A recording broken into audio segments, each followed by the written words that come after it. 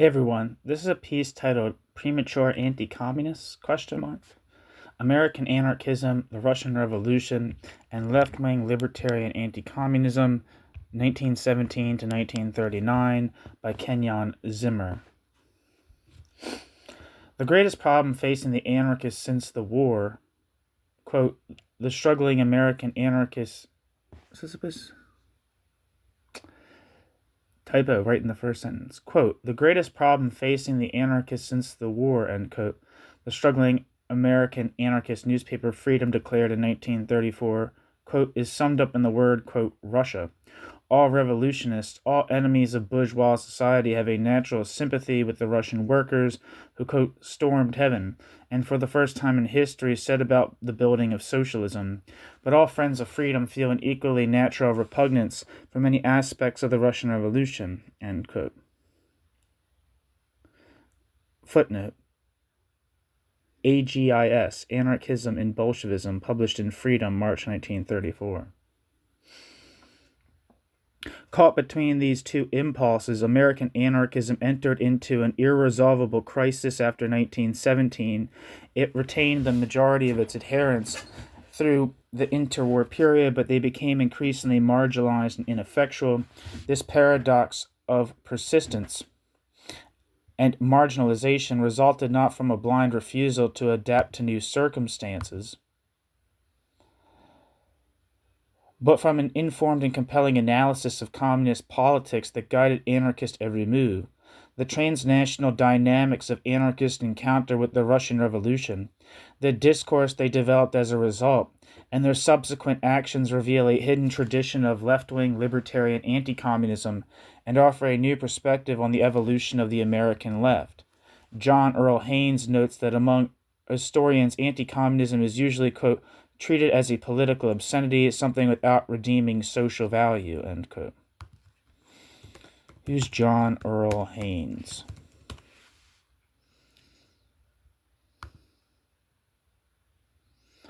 Wikipedia says John Earl Haynes, born 1944, is an American historian who worked as a specialist in 20th century political history in the manuscript division of the Library of Congress. John Earl Haynes is known for his books on the subject of the American communist and anti-communist movements and on Soviet espionage in America, written jointly with Harvey Clare. Back to the text. Ellen Schrecker's authoritative work on the topic, Many Are the Crimes, portrays all opponents of communism on both the left and the right as part of a vast, quote, anti-communist network, end quote, serving McCarthyism.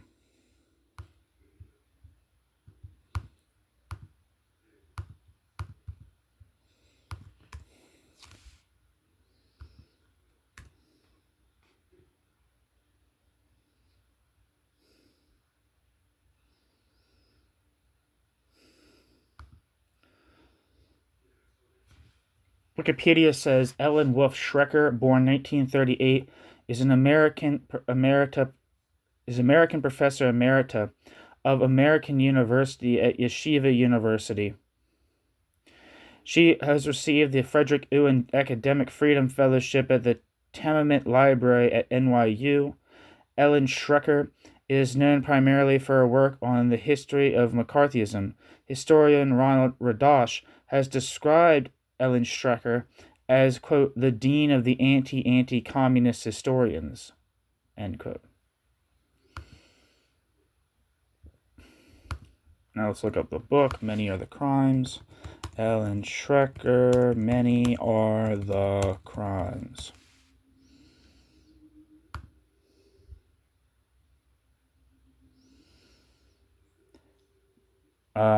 This book is from when?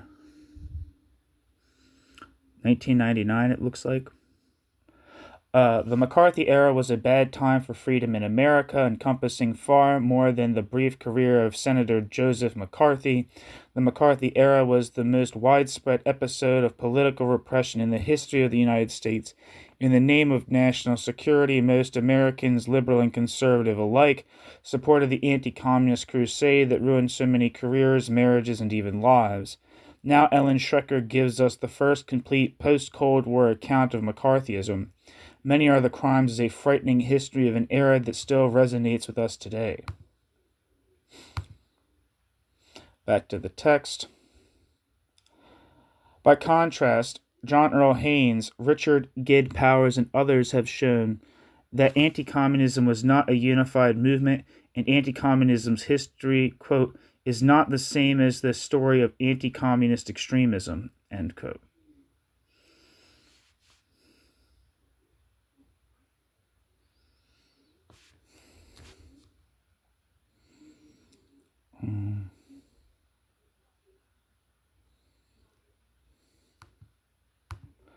Where am I? Who's Richard Gid Powers? That's what I was doing.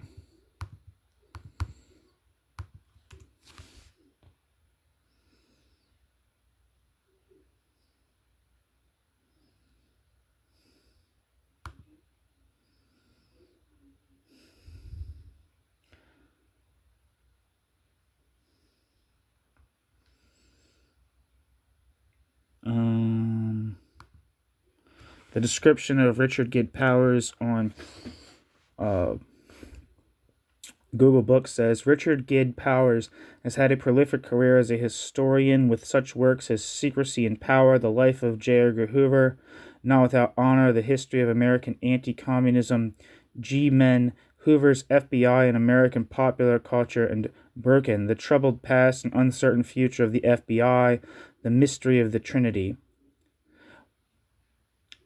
The Mystery of the Trinity, Richard Gid Powers' first novel, draws on Richard Gid Powers' expertise on conspiracies and conspiracy hunting, Catholic doctrine, liturgy, and church politics, and a fascination with the crossroads of science and spirituality.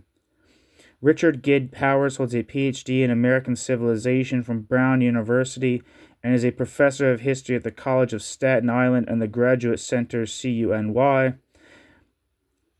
Richard Gid Powers is the son of science fiction Hall of Fame illustrator Richard M. Powers, and as far as he knows, he is not the literary novelist Richard Powers, nor one of his relatives. Back to the text.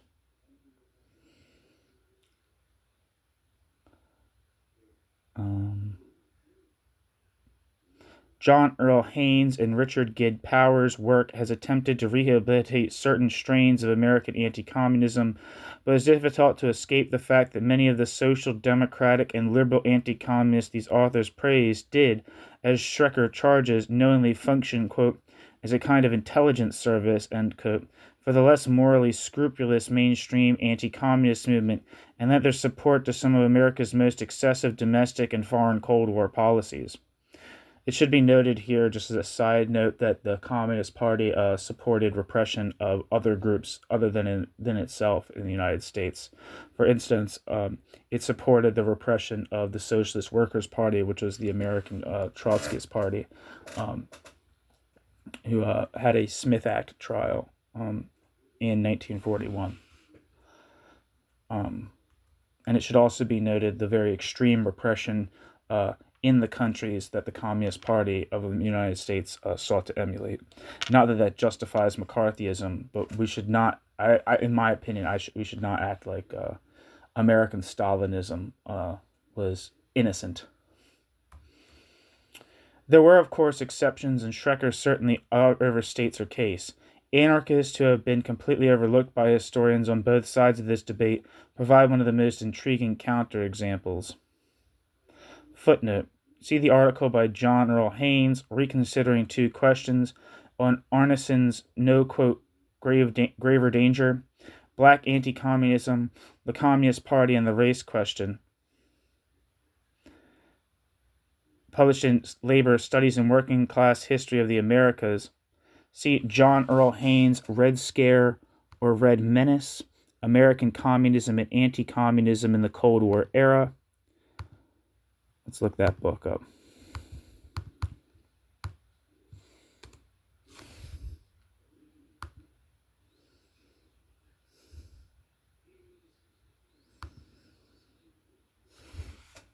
Red Scare or Red Menace, American Communism and Anti-Communism in the Cold War Era. One of a handful of American scholars allowed to review documents in newly opened Soviet archives, John Haynes has used fresh evidence to shed new light on the United States confrontation with communism at home. In a succinct survey, Haynes traces the buildup of the American Communist Party, CPUSA, in the 20s and 30s, focusing on the heyday of popular anti-communism from 1945 to 1960, and follows the relative decline of anti-communism as a political issue in the 60s and 70s. Along the way, he describes the chief episodes, figures, and institutions of Cold War anti-communism, showing how earlier campaigns against domestic fascists and right-wingers provided most all of anti-communism's tactics and weapons, and he dissects the various anti-communist constituencies, analyzing their origins, motives, and activities.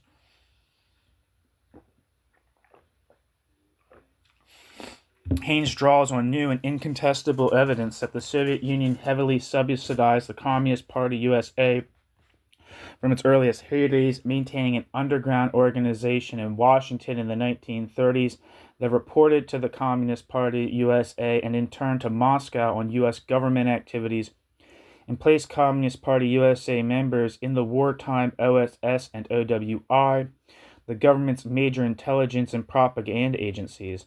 John Earl Haynes confirms much of Elizabeth Bentley's 1940s accusations of communist infiltrations.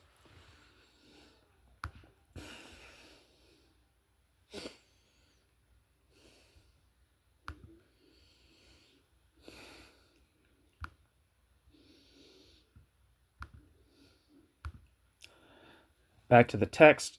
See Richard Gid Powers, Not Without Honor, The History of American Anti-Communism.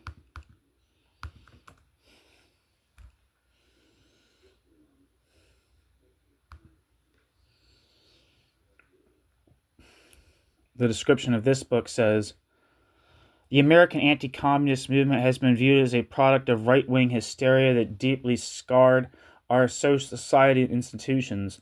This book restores the struggle against communism to its historic place in American life. Richard Gid Powers shows that McCarthyism, red baiting, and blacklisting were only one aspect of this struggle, and that the movement was in fact composed of a wide range of Americans. Jews, Protestants, blacks, Catholics, socialists, union leaders, businessmen, and conservatives whose ideas and political initiatives were rooted not in ignorance and fear, but in real knowledge and experience of the communist system.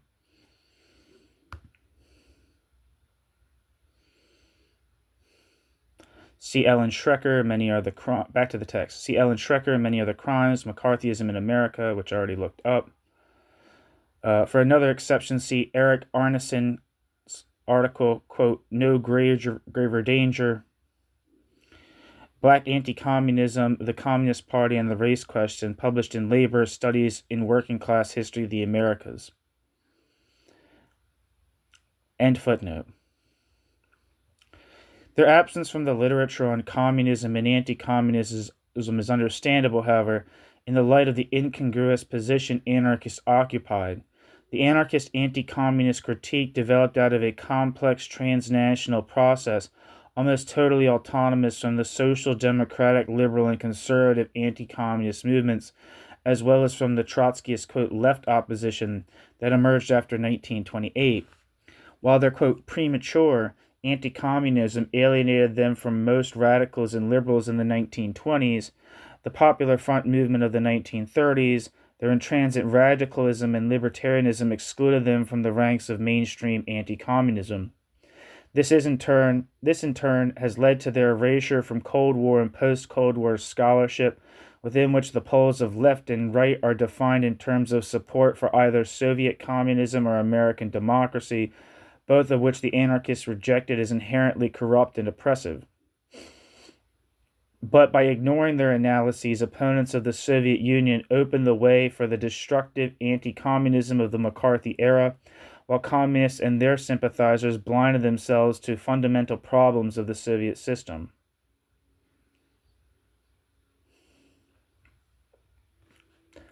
New section, Red Dawn.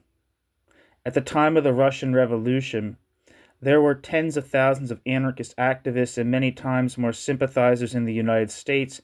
From 1900 to 1917, the circulation of the American anarchist press, which included publications in more than a dozen languages and served as the makeshift institutional base of the movement, averaged more than 60,000. Footnote: calculated from Kenyon Zimmer's article, Anarchist Periodical Circulation Figures, 1880 to 1940, published in Kate Sharpley Library. End footnote. The most successful newspaper was the Yiddish Freie Arbeiterstimme. Freie Arbeiterstimme.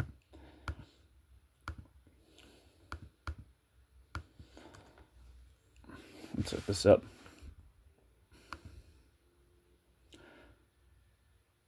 Freie Arbeiterstimme, Free Voice of Labor, also spelled with an extra mem, was a Yiddish-language anarchist newspaper published from New York City's Lower East Side between 1890 and 1970. There's a good documentary on this on YouTube, I believe.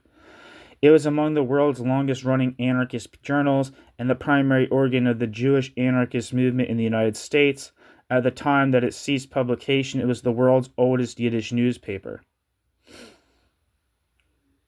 Historian of anarchism Paul Avrich described the paper as playing a vital role in Jewish American labor history and upholding a high literary standard, having published the most lauded writers and poets in Yiddish radicalism. The paper's editors were major figures in the Jewish American anarchist movement: David Edelstadt, Saul Yanofsky, Joseph Cohen, Hillel Solotarov,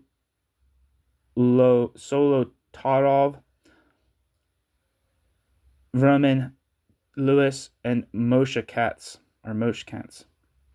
Protesting against the injustices of the Haymarket trial, Jewish anarchists in New York formed the Pioneers of Liberty to support the defendants.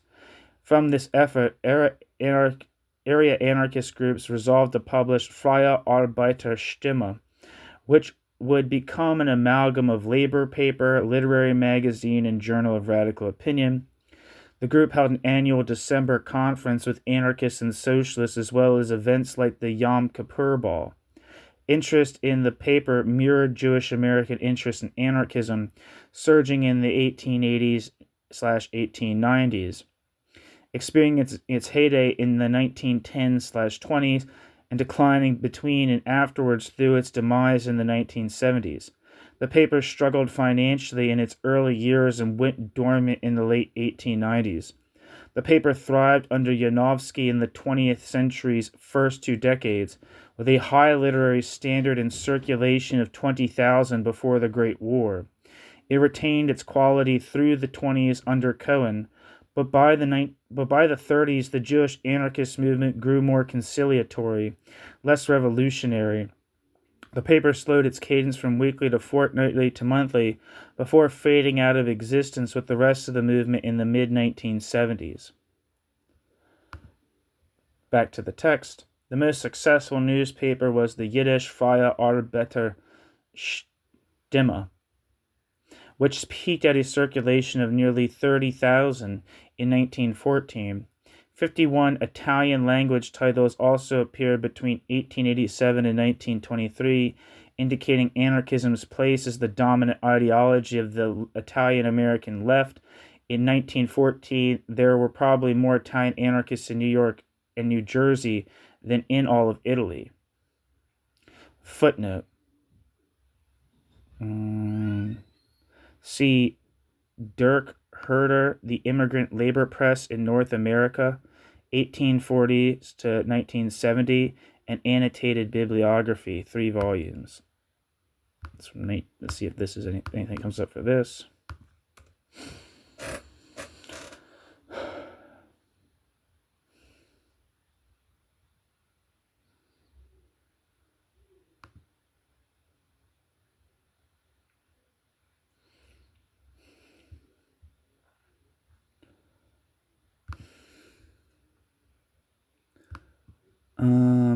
Continuing the work of the description for this work by Dirk Horder says, continuing the work of the first two volumes, the third and final volume of Dirk Horder's landmark bibliography covers labor migrants from Southern and Western Europe. As with each of the previous volumes, the aim has been to provide a comprehensive record of the non-English language periodical literature produced by European ethnic groups in North America. The focus throughout is on the labor and radical press to enable the researcher to compare and contrast experiences of various ethnic groups as part of the North American working class.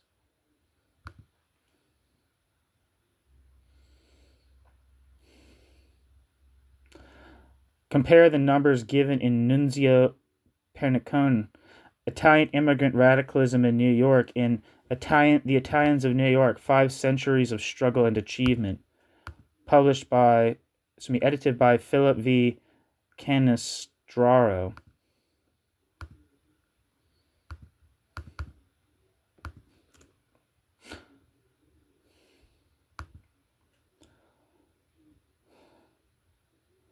The description for The Italians of New York, 5 Centuries of Struggle and Achievement says, Italian immigrants made their homes in New York long before the Great Migration.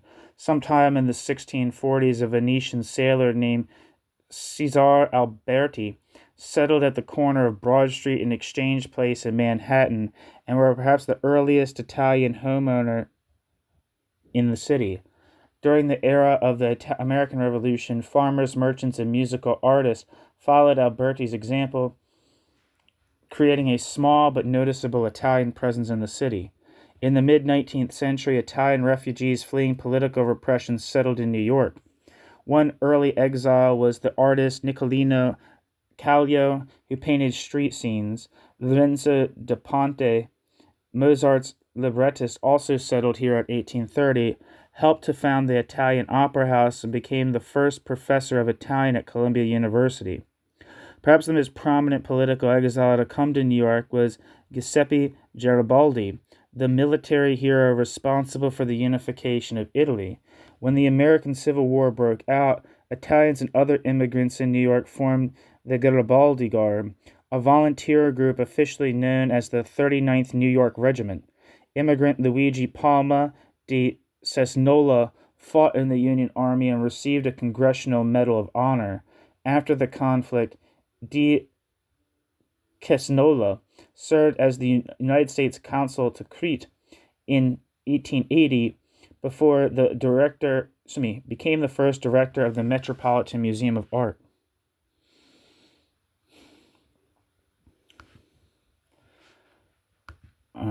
Back to the text, and finally see Karl Levy's Gramsci and the Anarchist.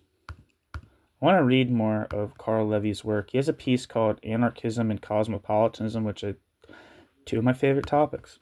So, right there. The description for Gramsci and the Anarchist says, this is the first work in English to deal comprehensively with Italian anarchism from the beginning of the century to the rise of fascism. It constructs the development of anarchist and syndicalist ideas and programs and charts their relations with Gramsci and the Turin-based Ordine Nuovo group. The book places these developments within the general context of little-known links between Italian anarchists and syndicalists to sympathizers in Britain, France, Germany, and Russia. The analysis of, quote, libertarian politics in Italy, is accompanied by a detailed and fascinating reconstruction of the social base of Italian anarchism that challenges the assumptions of much of the political sociology of the European left. Developing a hitherto unexplored but important aspect of Gramsci's political ideas and strategies, this book contributes to our understanding of one of the central Marxist thinkers and activists of the 20th century and to one of the critical moments in the history of the European left. In bringing new life and understanding to an important chapter in contemporary Italian history, this book is likely to become a standard text on the pivotal thinker.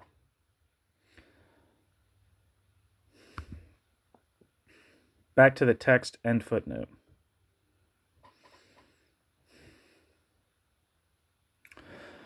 Though popularly known for a few individual acts of violent, quote, propaganda by the deed, anarchists were also among the leading American proponents of syndicalism, which viewed militant unions utilizing direct action in the general strike as both defenders of workers' interests and instruments of revolutionary change. Anarchists played a leading role, albeit one subordinate to the more numerous socialists, within the Jewish labor movement, an explicitly anarcho-syndicalist union of Russian workers of the United States and Canada.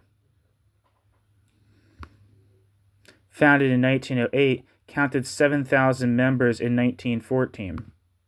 Parenthesis, and in the aftermath of the Russian Revolution, 15,000 members by the end of 1919.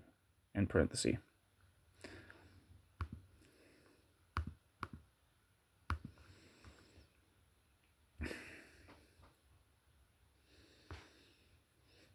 The Union of Russian Workers in the United States and Canada was an anarcho-syndicalist union of Russian immigrants in the United States.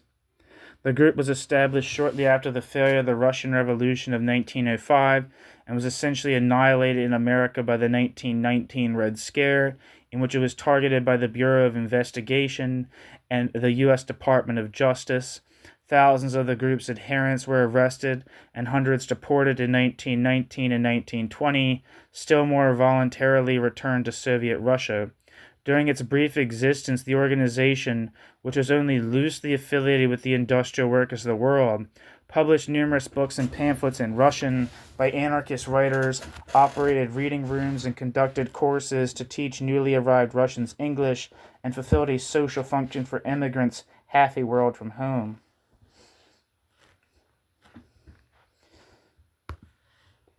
Back to the text.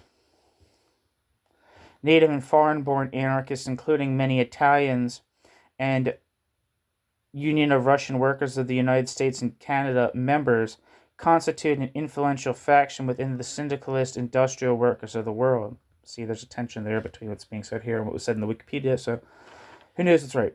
Which peaked at around 100,000 members in 1917.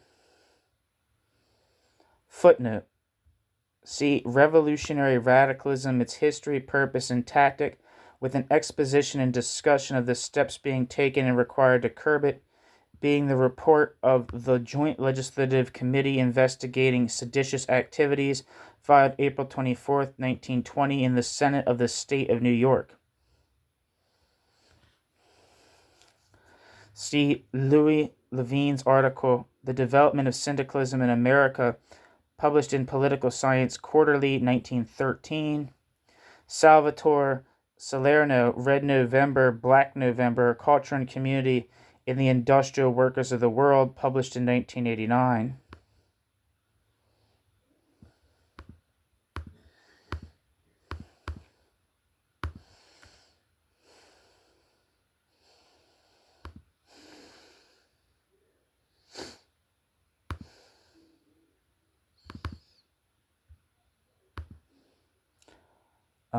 This book is published by SUNY Press. And its description says, Red November, Black November by Salvatore Salerno is a study of the culture of the industrial workers of the world movement at the turn of the 20th century. Red November, Black November analyzes the Wobblies' use of cultural expressions such as songs, poems, and cartoons as a means of educating and unifying workers and as weapons in the struggle against the repressive social conditions of industrial development. The book emphasizes the important role played by immigrant activists, wobbly artists, and intellectuals, offering a fascinating portrait of the complexity of pre-World War I labor radicalism.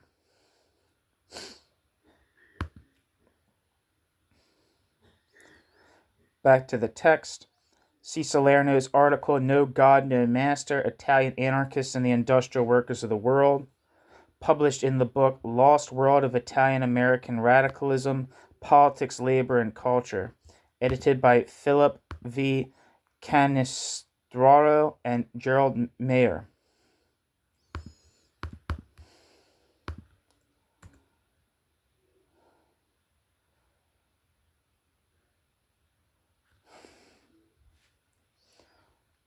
The Description for the Lost World of Italian-American Radicalism, edited by Philip Canestraro and Gerald Mayer, says, radicalism had a powerful but largely unacknowledged influence in the Italian-American community. This study brings together 16 selections that restore to Italian-American history the radical experience that has long remained suppressed, but that nevertheless helped shape both the Italian-American community and the American left. The detailed introduction by the volume editors interprets the overall history of Italian-American radicalism and offers extensive bibliographical references on the topic, which the volume editors organize into 3 sections: labor, politics, and culture. A concluding selection relates the radicalism of Italian Americans to that of other Italian immigrant communities. In the section on labor, Rudolph Viccoli, among others, traces the rise and decline of radicalism within the Italian American working class, and Jennifer Guglielmo breaks new ground in uncovering the involvements of Italian American women in the radical movements. In politics, Average unveils the violent reaction of anarchists in the United States to the execution of Sacco and Vanzetti, and Jackie DeSalvo identifies Father James Groppi as the most important white leader in the civil rights movement. On culture, Julia Lisella, Mary Jo Bono, and Edvige Guinta present pioneering interpretive studies on the work of Italian-American women in literature.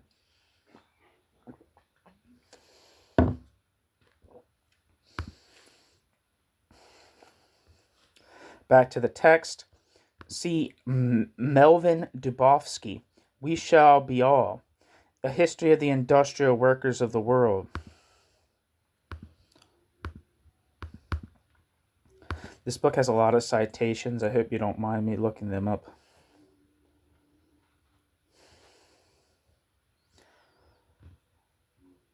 The description of We Shall Be All, A History of the Industrial Workers of the World by Melvin Dubofsky says, this is the classic history of the industrial workers of the world, the influential band of labor militants whose activism mobilized America's poorest and most marginalized workers in the years before World War I. Originally published in 1969, Melvin Dubofsky's We Shall Be All has remained the definitive archive-based history of the IWW. While much has been written on aspects of the IWW's history in the past 3 decades, nothing has duplicated or surpassed this authoritative work. The present volume, an abridged version of this labor history classic, makes the compelling story of the IWW accessible to a new generation of readers. In its heyday between 1905 and 1919, the industrial workers of the world nourished a dream of a better America where poverty, material and spiritual, would be erased and where all people, regardless of nationality or color, would walk free and equal. More than a half-century ago, the Wobblies tried in their own ways to grapple with issues that still plague the nation in a more sophisticated and prosperous era. Their example has inspired radicals in America and abroad over the greater part of a century. And that's the description of We Shall Be All, A History of the Industrial Workers of the World by Melvin Dubofsky. Back to the text and footnote.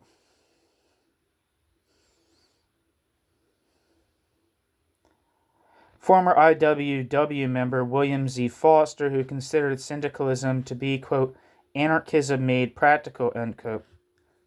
It should be noted that William Z. Foster went on to become a very staunch Stalinist, as did the former anarchist, I believe at least. I mean, my memory might be foggy, but that was also the fate of Lucy Parsons. She went from being a very important anarchist figure to a Stalinist.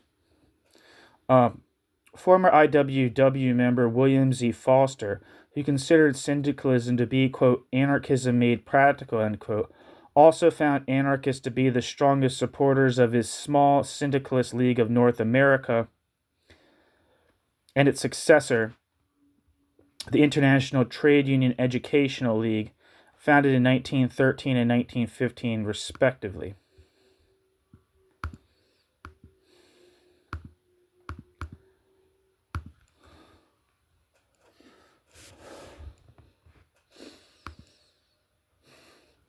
The Syndicalist League of North America was an organization led by William Z. Foster that aimed to, quote, bore from within the American Federation of Labor to win that trade union center over to the ideals of revolutionary syndicalism. That's the Wikipedia. That was the Wikipedia for Syndicalist League of North America.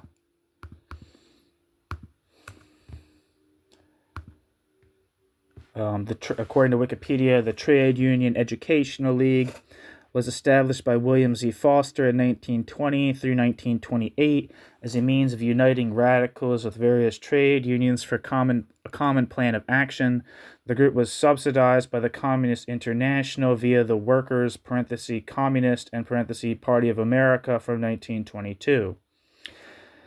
The Trade Union Educational League did not collect membership dues, but instead ostensibly sought to both fund itself and to spread its ideas through the sale of pamphlets and a circulation of a monthly magazine.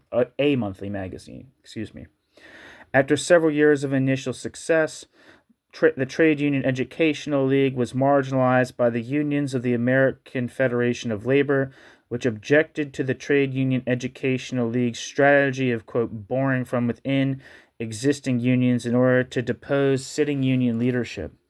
In 1929, the organization was transformed into the Trade Union Unity League, TUUL, which sought to establish radical dual unions in competition with existing labor organizations.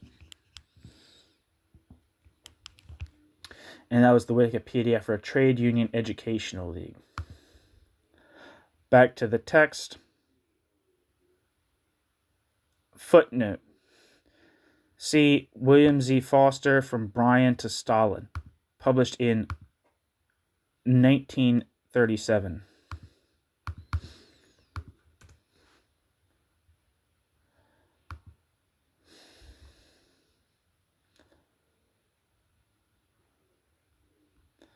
According to Wikipedia, From Bryan to Stalin is the first volume of political memoirs published by American radical trade union organizer William Z. Foster, who lived from 1881 to 1961. The book was written by Foster during his lengthy recuperation from a heart attack and mental breakdown suffered in 1932 and 1933. From Bryan to Stalin was published in 1937 by International Publishers, a Marxist publishing house closely associated with the Communist Party USA, an organization for which William Z. Foster ran 3 times as candidate for President of the United States. William Z. Foster's 352-page memoir has come to be regarded as an important historical source for students of early 20th century syndicalism and communism in the United States, and has been extensively employed in the writing of several biographies of the author.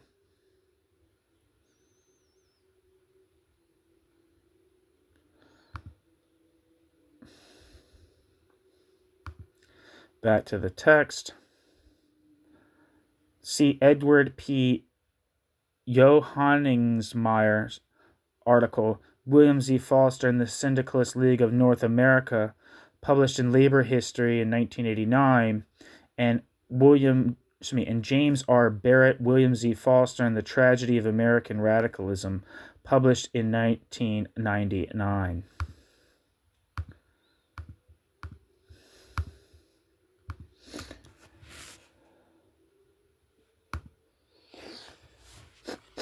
The description for William Z. Foster and the Tragedy of American Radicalism by James R. Barrett says, in this trenchant work, James Barrett traces the political journey of a leading worker radical whose life and experiences encapsulate radicalism's rise and fall in the United States, a self-educated wage earner raised in the slums of a large industrial city. William Z. Foster became a brilliant union organizer who helped build the American Federation of Labor and later Radical Trade Union Educational League. Embracing socialism, syndicalism, and communism in turn, Foster rose through the ranks of the American Communist Party to stand at the forefront of labor politics throughout the 1920s. Yet by the time he died in 1961 in a Moscow hospital far from the meatpacking plants and steel mills where he had built his reputation, Foster's political marginalism stood as a symbol for the isolation of American labor radicalism in the post-war era, integrating both the indigenous and international factors that determine the fate of American communism. William Z. Foster and the Tragedy of American Radicalism provides a new understanding of the basis for radicalism among 20th century American workers. And that was the description for William Z. Foster and the Tragedy of American Radicalism by James R. Barrett. Back to the text and footnote. Additionally, anarchists were in the forefront of causes as diverse as birth control, civil liberties, avant-garde art, progressive education, movements of the unemployed, and anti-militarism. Though Pierre Kropotkin and several prominent French anarchists declared their support for military action against Germany, nearly all of their comrades in America took a strong position opposing the First World War, drafting a, quote, international manifesto on the war and agitating from coast to coast. Russian-born anarchists Emma Goldman and Alexander Berkman helped organize the Anti-Conscription League when America entered the conflict, for which they were arrested in July 1917.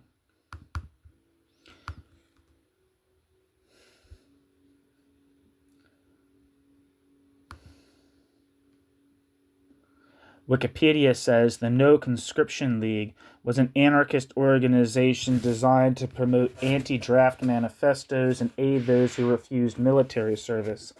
The League lasted for 6 weeks and was used to charge its founders, Emma Goldman and Alexander Berkman, with conspiracy to obstruct the draft.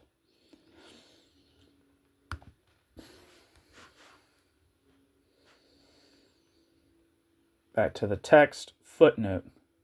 See Linda Gordon, Women's Body, Women's Rights, A Social History of Birth Control in America.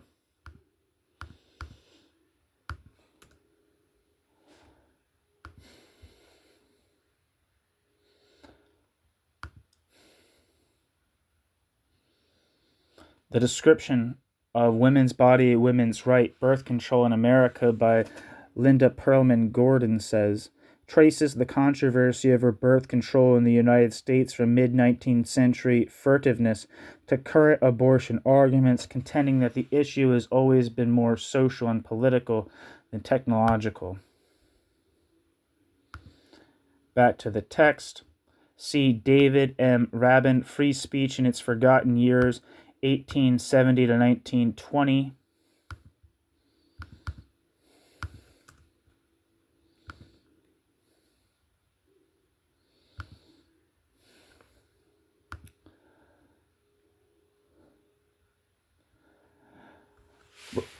The description for Free Speech in Its Forgotten Years, 1870 to 1920, by David M. Rabin says, freedom of speech is a central tenet of the American way of life that is tested and fought over seemingly every day.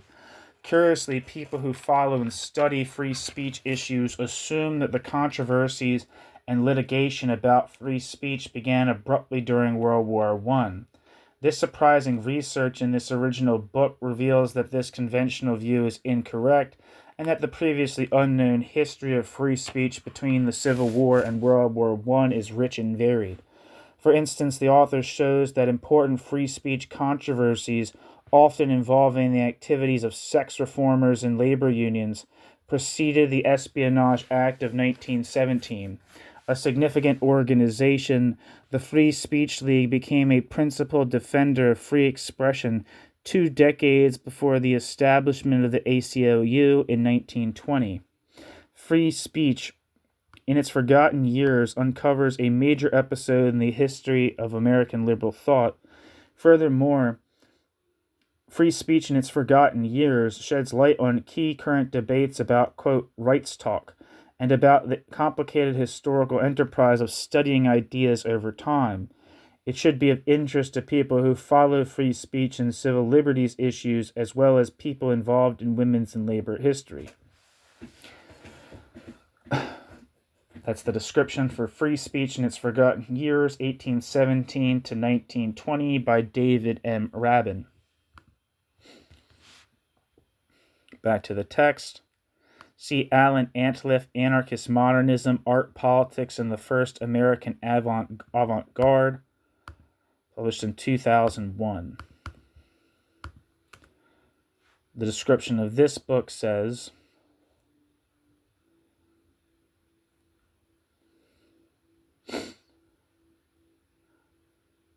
the relationship of the anarchist movement to American art during the World War I era is most often described as a, quote, tenuous affinity between two distinct spheres, political and artistic. In Anarchist Modernism, the first in-depth exploration of the role of anarchism in the formation of early American modernism, Alan Antliff reveals that modernists participated in a wide-ranging movement that encompassed lifestyles, literature, and art, as well as politics. Drawing on a wealth of hitherto unknown information, including interviews and reproductions of lost works, he examines anarchism's influence on a telling cross-section of artists, such as Robert Henry, Ellie Nadelman, Man Ray, and Rockwell Kent. He also traces the interaction between cultural figures and thinkers including Emma Goldman, Alfred Stieglitz, Ezra Pound, and Ananda Kumaraswamy. By situating American art's evolution in the progressive politics of the time, Antliff offers a richly illustrated chronicle of the anarchist movement and also revives the creative agency of those who shaped and implemented modernism for radical ends.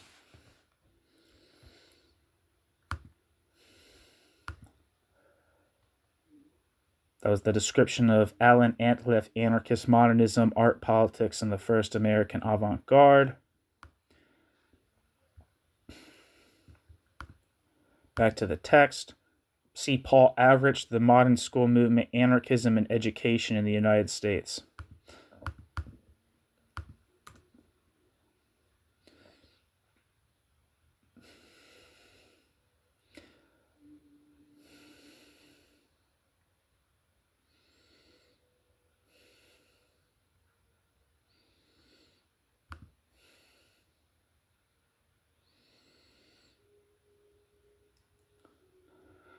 The description of this book says, in this comprehensive study of the modern school movement, Paul Avrich narrates its history, analyzes its successes and failures, assesses its place in American life.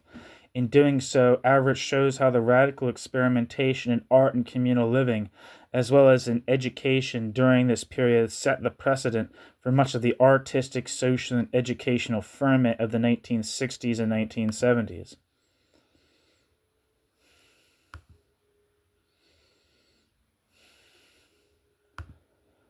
As the description for Paul Avrich, The Modern School Movement, Anarchism and Education in the United States.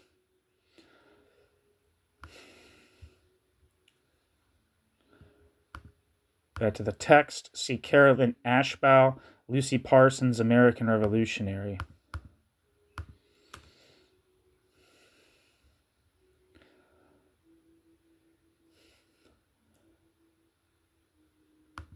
The description for Lucy Parsons, American Revolutionary, published in 1976 by Carolyn Ashbaugh, says, Lucy Parsons' life energy was directed toward freeing the working class from capitalism. Lucy Parsons attributed the inferior position of women and minority racial groups in American society to class inequalities and argued, as Eugene Debs later did, that blacks were oppressed because they were poor, not because they were black. Lucy favored the availability of birth control information and contraceptive devices. She believed that under socialism, women would have the right to divorce and remarry without economic, political, and religious restraints, that women would have the right to limit the number of children they would have, and that women would have the right to prevent legalized rape in marriage.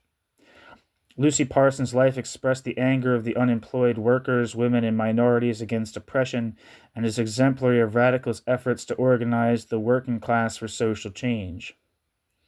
Lucy Parsons, who the Chicago police considered more dangerous than 1,000 riot, I guess it's a quote, more dangerous than 1,000 rioters, end quote, was an early American radical who defied all the conventions of her turbulent era.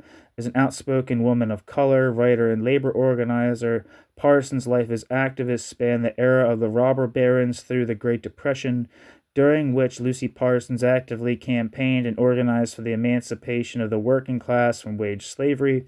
Parsons courageously led the defense campaign for the Haymarket martyrs, including her husband Albert Parsons.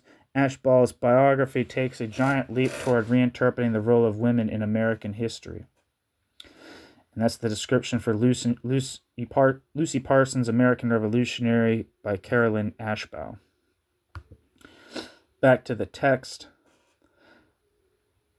See the article, see the International Manifesto on the War, published in Mother Earth, 1915, and see H.C.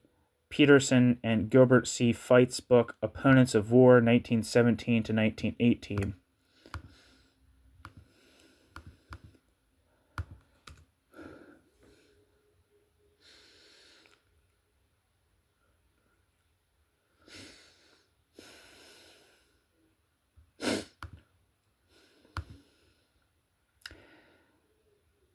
I'm not seeing a description of this book. Back to the text and footnote. By that time, however, all eyes had turned to Russia, where a popular uprising had toppled the Tsarist regime. When the new Russian provisional government declared a general amnesty for all political exiles, regional committees were established by representatives from the Russian Federation of the Socialist Party, UORW, and other radical groups to coordinate repatriations, with anarchists in control of both the New York and Pittsburgh committees.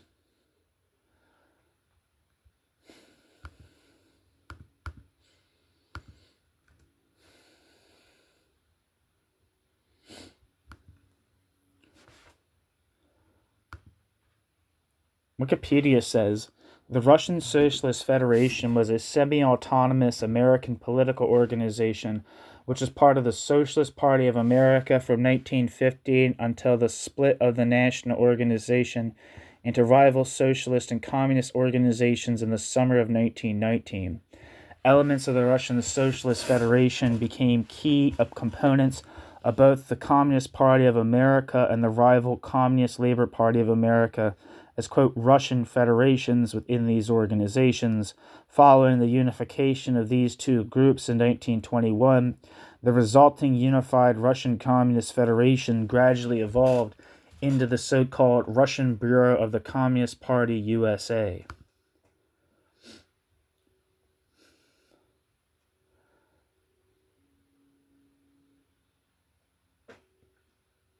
Back to the text, footnote.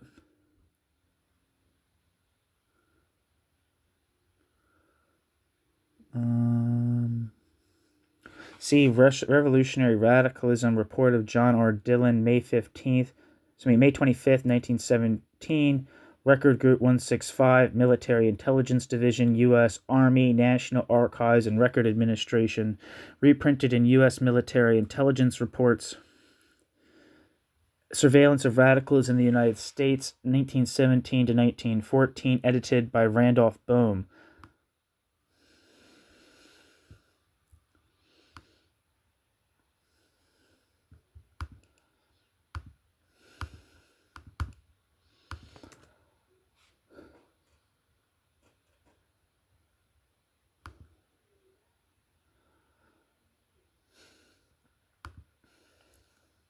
End footnote. Funds provided by the Provisional Government and the Anarchist Red Cross, an organization founded by Russian exiles. Let me just look that up before I even finish the sentence.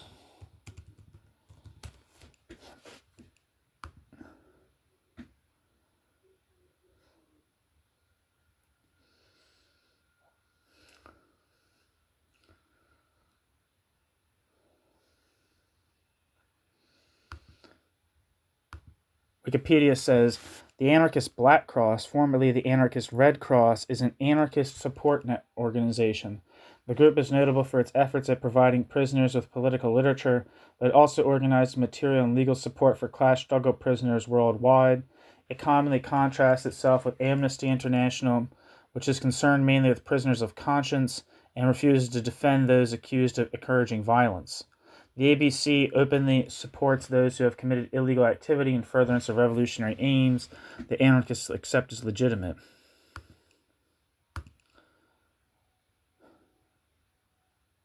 Back to the text. Funds provided by the Provisional Government and the Anarchist Red Cross, an organization founded by Russian exiles to aid anarchists imprisoned under the Tsar, paid for the return of at least 400 Russian revolutionaries between March and June 1917, including the entire editorial staff of UORW's paper Golos Truda, with their printing press in tow. Footnote. See Boris Yelensky, In the Struggle for Equality, The Story of the Anarchist Red Cross, published in 1958.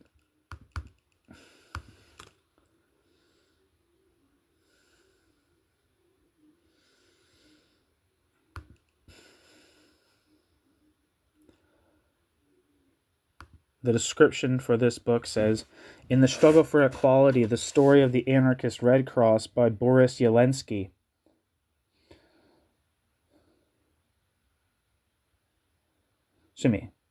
The Struggle for Equality, The Story of the Anarchist Red Cross by Boris Yelensky is a non-fiction book that chronicles the history of the Anarchist Red Cross, a humanitarian organization that was founded by anarchist activists during the early 20th century. The Struggle for Equality explores the struggles and challenges faced by the organization in its efforts to provide aid and support to political prisoners and other marginalized groups, and sheds light on the broader social and political context in which the group operated, drawing on a wealth of primary sources including archival materials, personal letters, and interviews with surviving members of the Anarchist Red Cross. Yelensky provides a detailed and engaging account of the organization's history. It traces its origins in the anarchist movement, its early successes in providing aid to political prisoners in Tsarist Russia, and its later expansion to other parts of Europe and North America.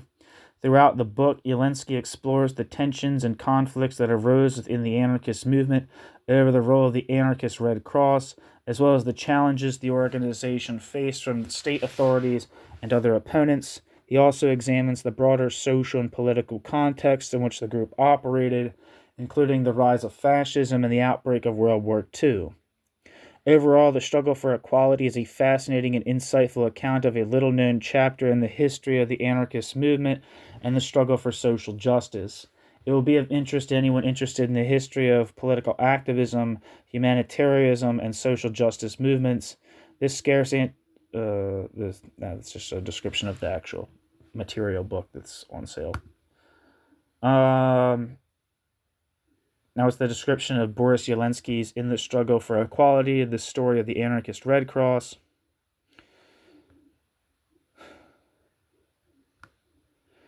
See also Thomas J.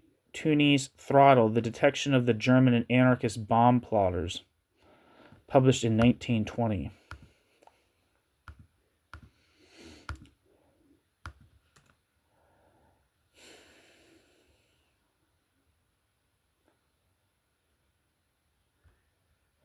Yeah, I'm not seeing any description for that book.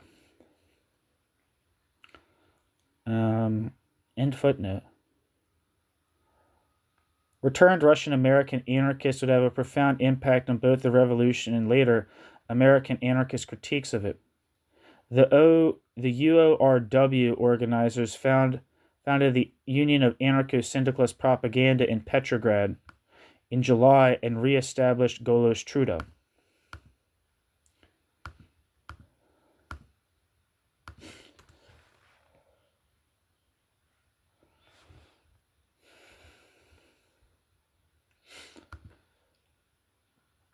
Which called for the renewed revolution that would, quote, be anti-statist in its methods of struggle, syndicalist in its economic content, and federalist in its political tasks, end quote.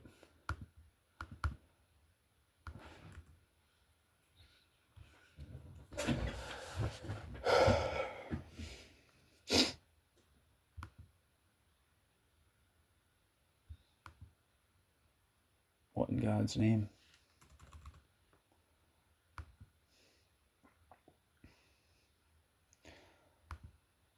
Wikipedia says Golos Truda was a Russian language anarchist newspaper founded by working class Russian expatriates in New York City in 1911.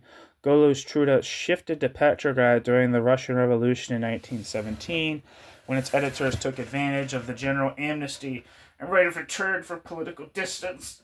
There, the paper integrated itself into the anarchist labor movement, pronounced the necessity of a social revolution of and by the workers, and situated itself in opposition to the myriad of other left-wing movements.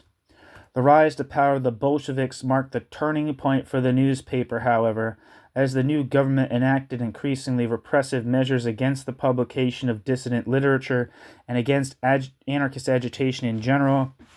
And after a few years of low-profile publishing, the Golos Truda Collective was finally expunged by the Stalinist regime in 1929. Back to the text. Golos Truda's circulation quickly reached 25,000, and according to Victor Serge, quote, at various moments, rivaled Lenin's Pravda in influence, end quote. Golos Truda's program found strong support among several unions and within the factory committee movements that sought some degree of workers' control over production. In the Donetsk Basin, returnees organized a reported 25 to 30,000 miners. Organized a reported 25 to 30,000 miners under the program of the Industrial Workers of the World. In July 1917, the IWW's General Executive Board approved a request that the Cyrillic type from the union's defunct Russian language newspaper be sent to repatriates in Vladivostok, quote, to be used in starting a Russian IWW paper there, end quote.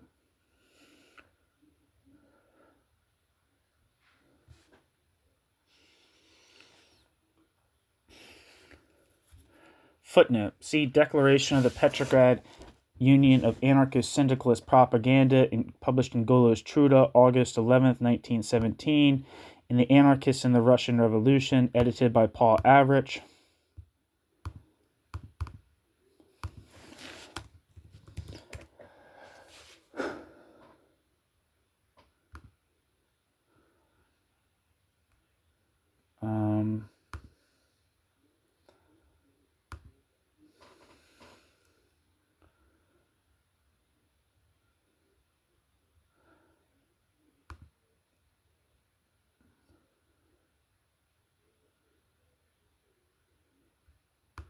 The Wikipedia for the Anarchists in the Russian Revolution by Paul Avrich says, The Anarchists in the Russian Revolution is a 1973 history book by Paul Avrich and collection of primary sources about the role of Russian anarchists during the Russian Revolution.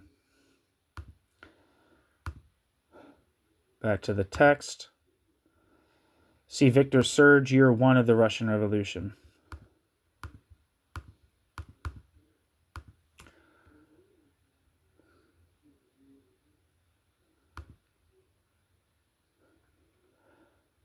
The description for Year 1 of the Russian Revolution by Victor Serge says, bearing with honesty and passionate conviction for which he has become famous.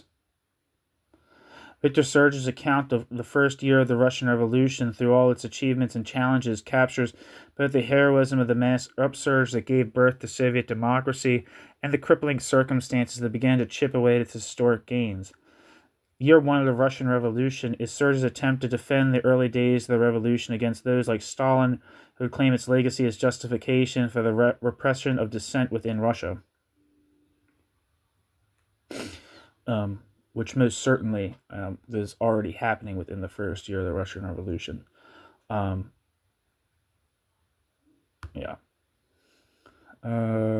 am I? Back to the text.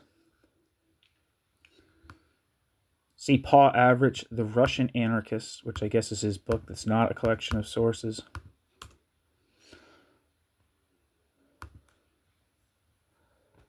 The book Russian Anarchists, the description for the book Russian Anarchists by Paul Avrich says, Professor Avrich records the history of the anarchist movement from its Russian origins in the 19th century with a full discussion of Bakunin and Kropotkin to its upsurge in the 1905 and 1917 social democratic revolutions and its decline after the Bolshevik Revolution. While analyzing the role of the anarchists in these fateful years, Average traces the close relationships between the anarchists and the Bolsheviks and shows that the revolutions were conceived in spontaneity and idealism and ended in cynical repression. The Russian anarchists saw clearly the consequences of a Marxist, quote, dictatorship of the proletariat, and though they had no single cohesive organization, repeatedly warned that the Bolsheviks aimed to replace the tyranny of the czars with the tyranny of commissars. Back to the text. See the article by John W. Kopp, The Role of the Anarchists in the Russian Revolution in the Civil War, 1917 and 1921, a case study in conspiratorial party behavior during the revolution. That was actually a PhD thesis, not an article. Carmen Siriani, Workers' Control in Socialist Democracy, the Soviet Experience.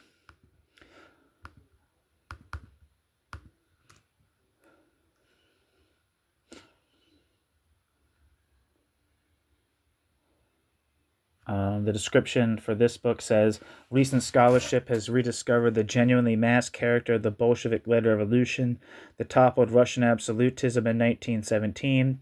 In this major study, Carmen Siriani undertakes a comprehensive study of the forms of popular power that emerged in the course of the struggle against Tsarists and their destiny in the formative years of the new Soviet state. He successfully discusses the factory committee movement, the attitudes of the trade unions and left parties towards workers' control, the unfolding of dual power, the role of, the toll, I don't know, it says the toll, but it could be, I think it's supposed to be the role of the peasantry, and the organization of labor and industry in the Civil War.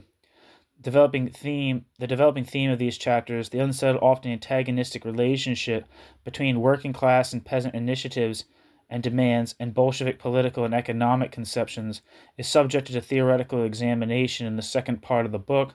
Here, Siriani analyzes the particular constitution of Lenin's Marxism and discerns in it a, quote, productivist evolutionism, which Siriani maintains adversely affected the Bolsheviks' appreciation of working-class self-organization, both in industry and in the exercise of political power, and vitiated their perception of the rural masses. Finally, Siriani yet sets Russian policy and experience in its international context, considering the different but also limited views of Gramsci and Pannekoek and the, quote, councilist movements of Western Europe. He concludes with a reflection on the subsequent course of the revolutionary state and the options available to its leaders, as the defeat of the left opposition and then of Bukharin prepared the triumph of Stalinism. Workers' Control in Socialist Democracy unites historical, political, and theoretical judgment to make a fundamental contribution to our understanding both of the Russian Revolution and of the central unresolved issues of socialism in the 20th century.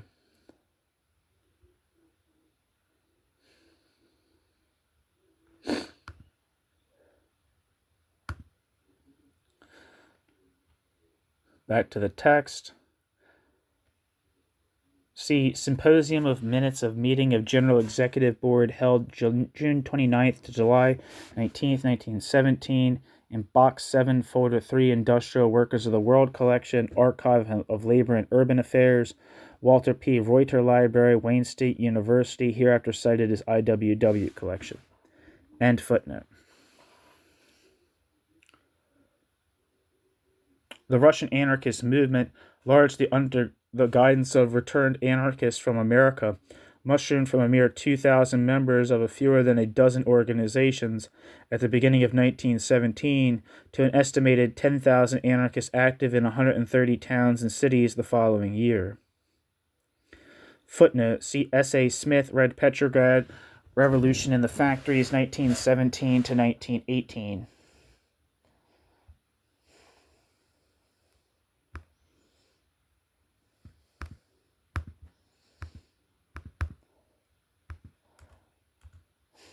I like Stephen A. Smith. He's a very interesting guy. Since, I'm familiar with this book. I don't know if I read the description of it.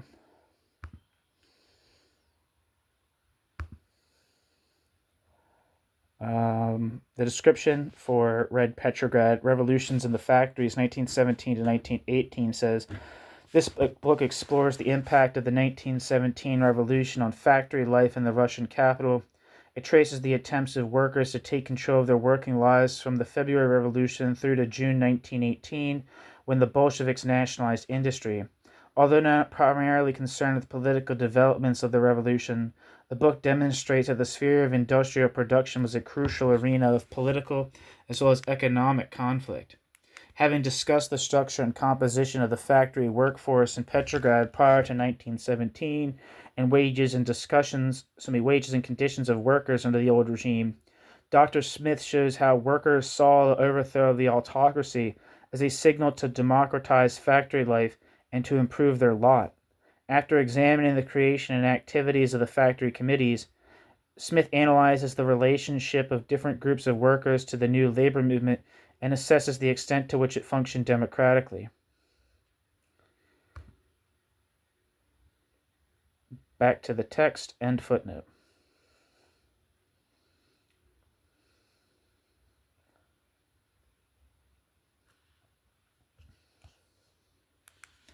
One second.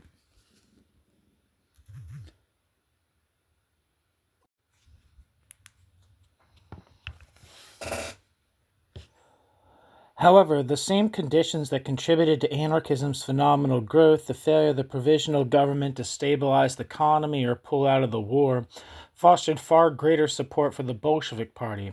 For decades, anarchists had argued that any socialist revolution relying on the capture of state power was bound to end in tyranny. Yet in 1917, they proved to be among the Bolsheviks' closest allies.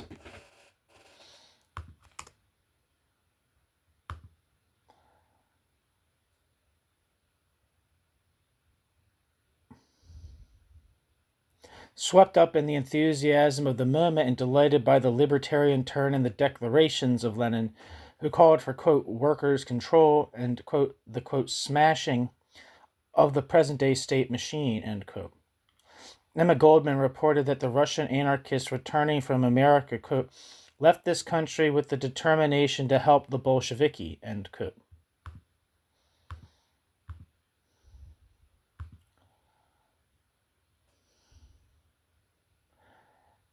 And former UORW activist Vladimir, quote, Bill Shatov and Chaim, quote, Efim Yarchuk, along with two other anarchists, were members of the Military Revolutionary Committee that engineered the Bolshevik Revolution under Trotsky.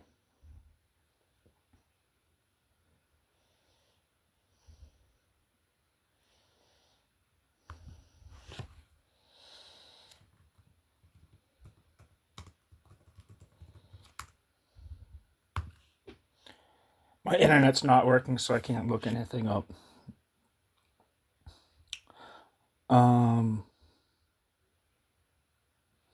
In a bizarre turn of events, anarchists hoping to hasten the destruction of the state eagerly helped to establish a Marxist dictatorship. Goldman, out on bail, toured the United States, defending the new Bolshevik regime as the, quote, voice of the inarticulate Russian people, end quote. And Alexander Berkman hailed the October Revolution as, quote, the Messiah come, end quote, praising the Bolsheviks as, quote, the expression of the most fundamental longing of the human soul that demands fullest individual liberty, end quote. Berkman. Non-Russians were eager to aid in the struggle as well.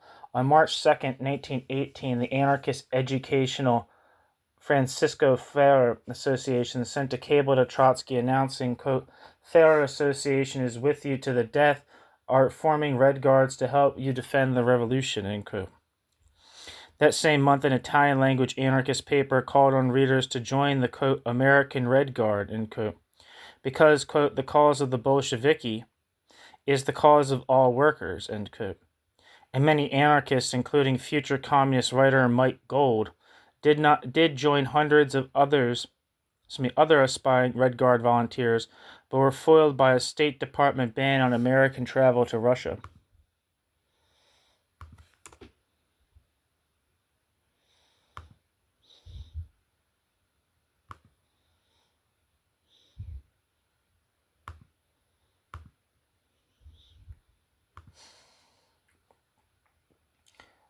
Freie Arbeiterstimme editor Saul Yanovsky, however, condemned the Bolsheviks upon their seizure of power, labeling Lenin a Mephistopheles. It's a reference to the devil in Faust, who would not live up to his libertarian rhetoric. But Yanovsky, who had signed the International Manifesto on the War in 1915, also came out in favor of the war effort against Germany. With the Tsar no longer represented among the Allies, he argued, a victory for the Western democracies was preferable to one for imperialist Germany, and Yanovsky even praised President Wilson's 14 points, seriously discrediting him in the eyes of fellow anarchists. By 1919, the Freie Arbeiterstimme's circulation had dropped to 12,000, and Yanovsky was forced to resign his post.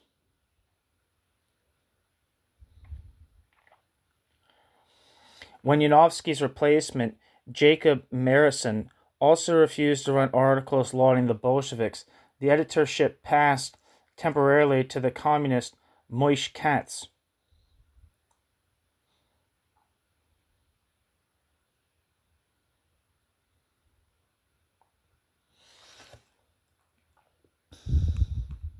Defense of the Russian Revolution also became the burning cause for the militant wing of the Yiddish-speaking movement that rejected the Freie Arbeiterstimme as too moderate and published the illegal papers Freiheit and Der Sturm in 1917 to 1918. After Allied troops landed in Russia in the summer of 1918, 5 members of this group were arrested in New York under the Sedition Act for distributing leaflets urging munitions workers to strike in protest. Their case resulted in the landmark Supreme Court case, Jacob Abrams et al. Versus United States, and the eventual deportation of the defendants to the Soviet Union in 1921.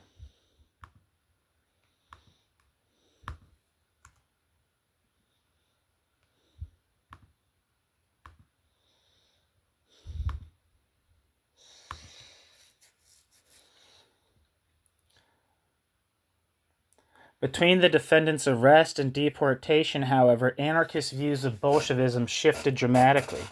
In Russia, anarchists swiftly regretted aiding the Bolsheviks, who quickly began transforming the Soviets' trade unions and factory committees into appendages of their own centralized power and replaced workers' control with, quote, one-man management and militaristic, quote, iron discipline.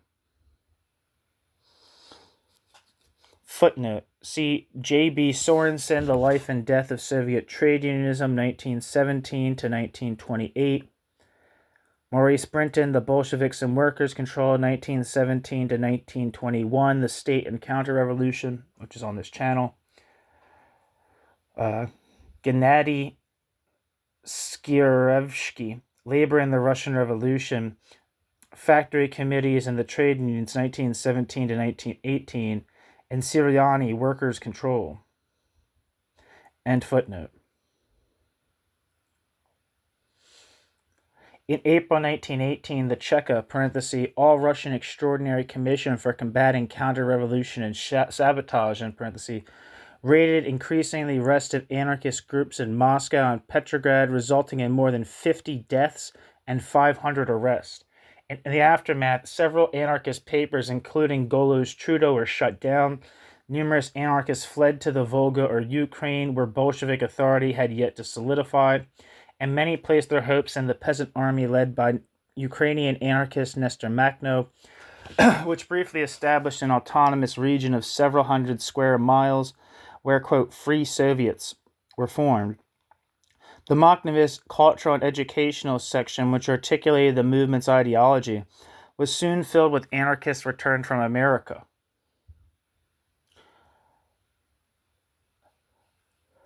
Footnote. See Average Russian Anarchist, Berkman, The Bolshevik Myth, Emma Goldman, My Disillusionment in Russia, Michael Pali, The Anarchism of Nestor Makhno, An Aspect of the Ukrainian Revolution, Peter Arshinov, History of the Makhnovist Movement, 1918 to 1921, translated by Lorraine Perlman and Freddie Perlman. End footnote. Only fragmentary accounts of these events reached the United States. Mainstream American newspaper stories on Russia were frequently unreliable, at times contradictory, and hostile to the Bolsheviks and anarchists alike, who were often conflated. Footnote. See Christopher Lasch, The American Liberals and the Russian Revolution, published in 1962. End footnote.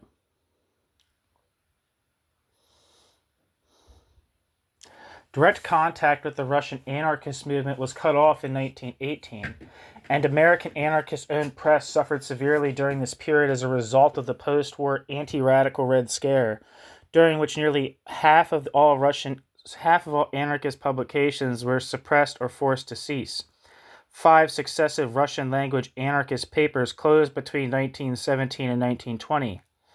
No Spanish-language paper was printed from 1919 to 1921, and between August 1918 and April 1919, and again from August 1922 to November 1924, no significant English-language paper appeared in the entire country. Amid this confusion, repression, and lack of information, wishful thinking contributed much to initial anarchist impressions of Bolshevism. New section, The Bolshevik Myth. By the beginning of 1919, however, one anarchist writer noted that, quote, a considerable number of anarchists did not agree with the Bolsheviki in Russia, end quote.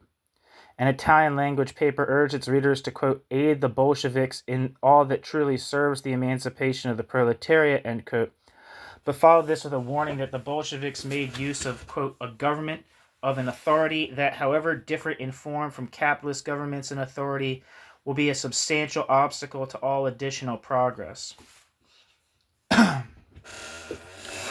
Russian-born, end quote. Footnote. See the article, Our Comrades on Trial, published in Freedom, 1919, and some articles in Italian from that same time. End footnote. Russian-born anarchists who had had access to a few copies of Golos Truda that had made their way to the United States were firmer in their rejection of Bolshevism during a conference of Russians held in New York on January 6, 1919, to establish a Soviet of Workers' Deputies of the United States and Canada. Controversy erupted when anarchist delegates refused to endorse the Bolshevik regime. 3 socialist delegates walked out in disgust, and others labeled the dissenters, quote, anarcho-Mensheviks and, quote, counter-revolutionists, prompting a reprimand from the newly established Communist International, Comintern, which ironically demanded cooperation with the anarchists. Footnote. See the article by J. Abrams titled The Second Russian Convention, published in Freedom, 1919. End footnote.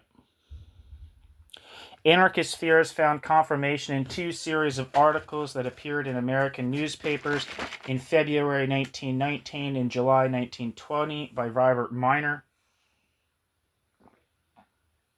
an anarchist illustrator and journalist who arrived in Russia on the eve of the April 1918 raids.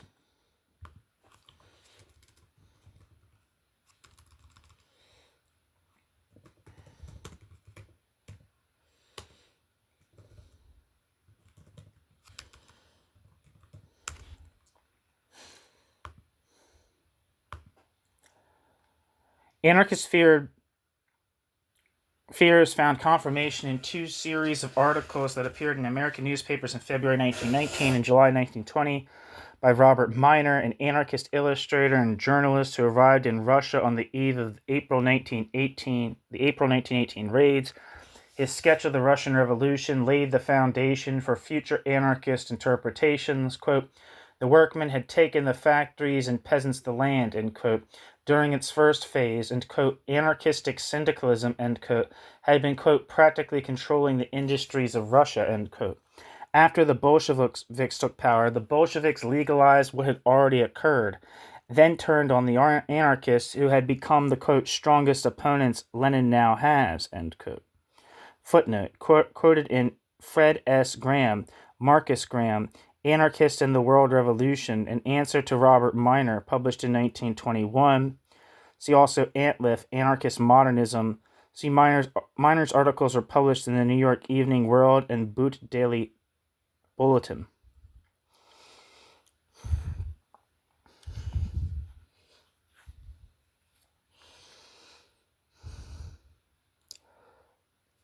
Back to the text. Miner's reports caused a stir within the radical circles and were attacked in the socialist press, but the anarchist Soviet Bulletin, an illegal paper published in New York, took up Miner's defense in its first issue, and American anarchist editor Harry Kelly did the same, arguing that it was, quote, vitally important that revolutionists, of all people, know the truth so as to avoid the mistakes, if there are any, made by the Russians, end quote. Yet Il Martello, edited by Italian anarcho-syndicalist Carlo Trusca, attacked Miner as a, quote, intellectual, writing for the, quote, reactionary press, and continued to laud the Bolshevik, quote, dictatorship of the proletariat until 1921.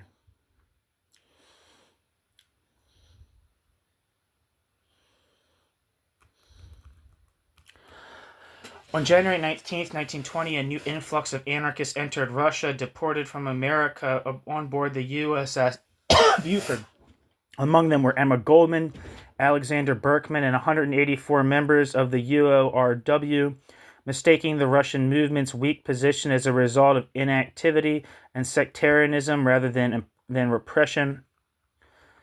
Goldman and Berkman remained supportive of the Bolsheviks for more than a year after their arrival. In the meantime, the Red Army betrayed and routed Makhno's troops in November 1920, marking the end of major anarchist activity in Russia. The final symbolic blow, which turned Goldman and Berkman firmly against the regime, came in March 1921, when Trotsky commanded the bloody suppression of the Kronstadt, quote, Free Soviet, that called for the restoration of civil liberties and democratic Soviets in the place of one-party rule.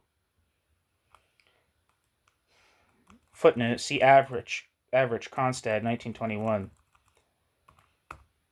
In the aftermath of the Kronstadt affair, the Bolsheviks banned internal factions in the name of party unity, ordered renewed raids on the anarchist groups, deported leading anarchists, including Goldman and Berkman, and refused to admit further anarchist deportees from the United States. In 1923, anarchists were included in the first group of prisoners sent to the island of Solovetsky, the initial outpost of the, quote, Gulag Archipelago, and by 1924, anarchist sources could count at least 300 Russian anarchists in prison or work camps, 181 exiled abroad, and scores who had been executed or died in prison. According to one well-informed source, approximately 90% of those anarchists who had returned from the United States eventually met their deaths in Russian prisons, work camps, or at the hands of the Cheka and its successors. Footnote, see Average Russian Anarchist. See Open Letter to the Russian Premier Lenin, published in Free Society 1921. See Anne Applebaum, Gulag, A History.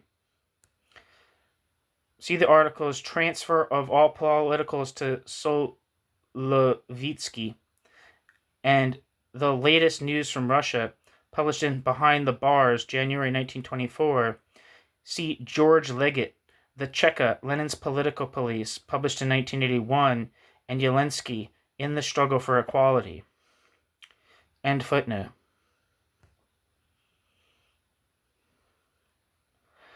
Disturbing reports of these events continued to accumulate in the United States. Quote, as time went on, Harry Kelly recalled, quote, word came from some of our comrades overseas that the new Soviet nation was not the workers' paradise that it had been pictured in the earlier elated reports from Petrograd and Moscow. Letters from the disillusioned were read aloud at some of our meetings, end quote.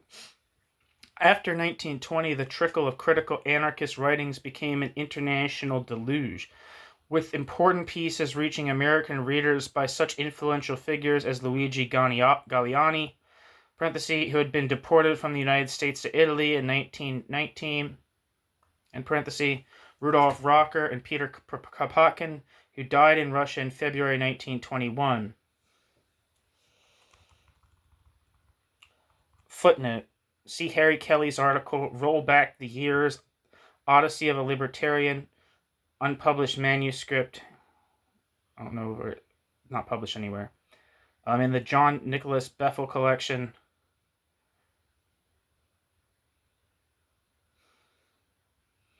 See Luigi Galliani, Lenin. And then some shit in foreign languages.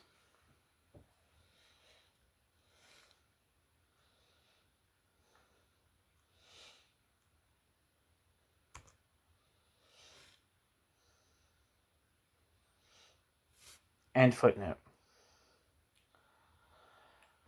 From 1922 to 1924, moreover, the exiled Berkman and Goldman wrote several influential accounts of their experiences and critiques of Bolshevism, and Berkman compiled a valuable collection of first-hand accounts from Russian political prisoners for the book Letters from Russian Prisons, published in 1925, published by a committee of American radicals and liberals headed by American Civil Liberties Union founder Roger Baldwin.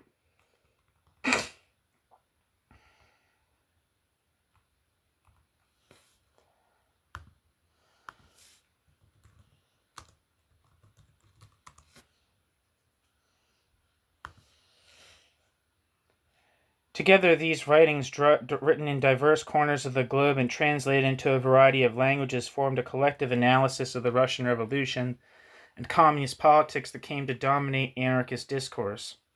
Despite the collapse of the anarchist hopes in Russia, the revolution nevertheless renewed their faith in the capacity of ordinary people to collectively restructure society from below. The spontaneous insurrection of February 1917 and the plethora of self-organization that followed, from Soviets to partisan armies, all seemed to conform to anarchist theory.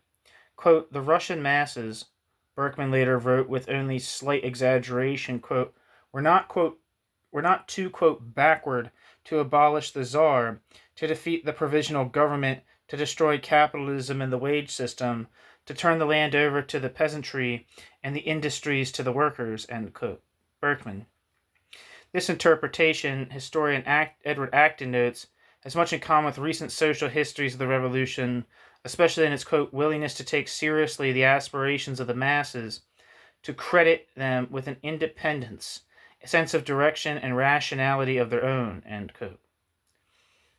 Acton, Edward Acton. According to the anarchists, however, quote, disastrous results were inevitable, end quote, from the moment the Bolsheviks seized power.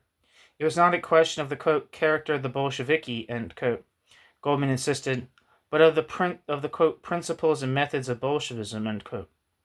The dictatorship of any minority party or group, especially one faced with civil war and foreign intervention, would necessarily resort to unilateral decrees and terror, thereby becoming a, quote, dictatorship over the proletariat, end quote.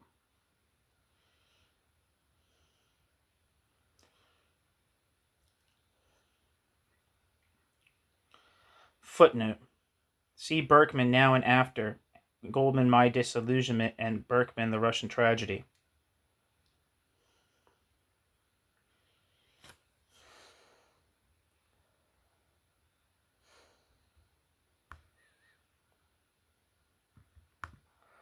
Gotta look up that book, actually.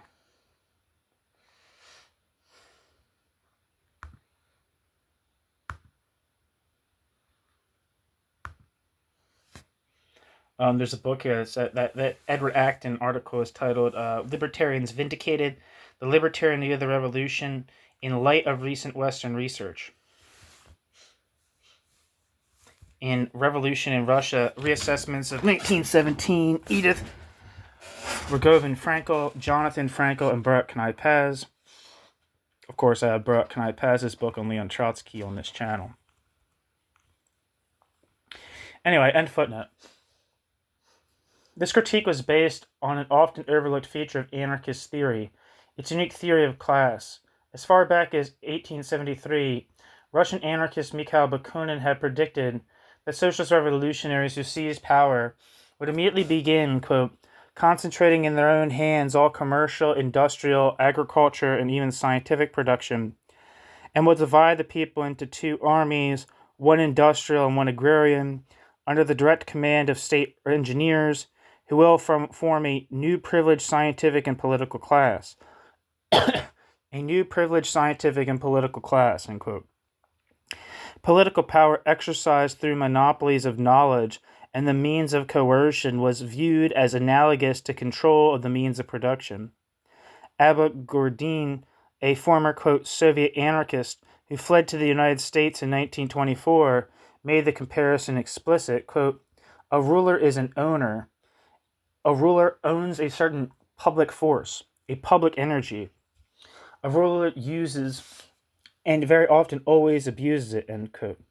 Hence, anarchists perceive two different but not mutually exclusive forms of class division, one economic and the other political.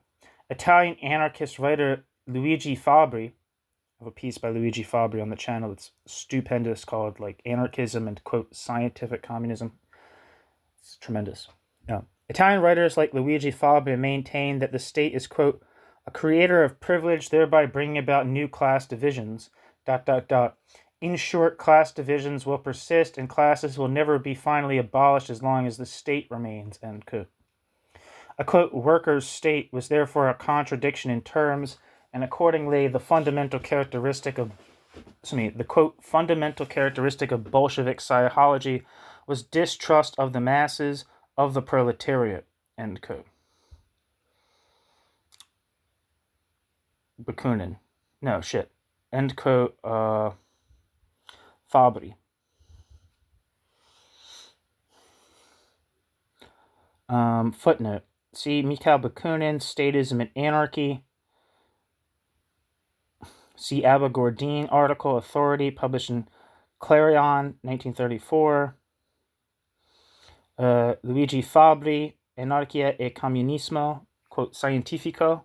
That's the article I was referring to. And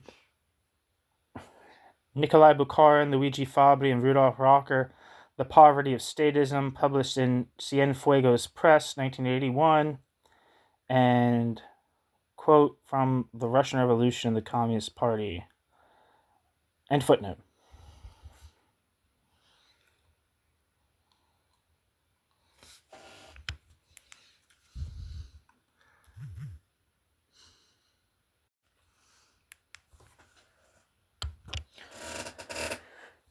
Anarchists were also the first group to label Soviet communism a form of, quote, state capitalism.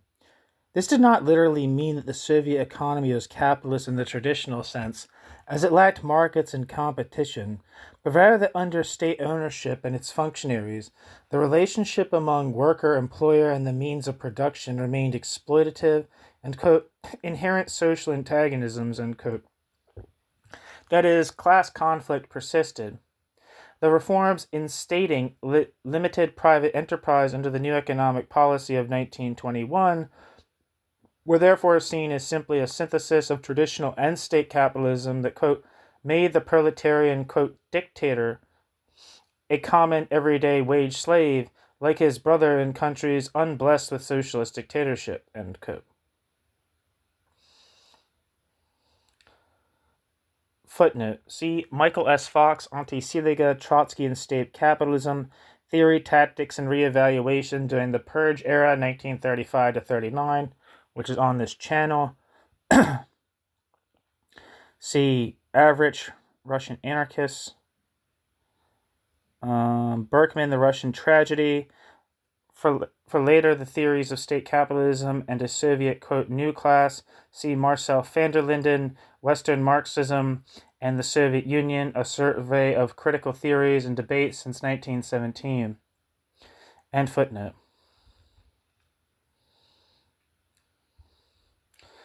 Anarchists such as Goldman argued that by operating under the false assumption that state power could abolish class divisions rather than reproduce them, quote, the very means, bracket, the Bolsheviks, end bracket, have employed have destroyed their realization, bracket, sick, end bracket, of their end quote.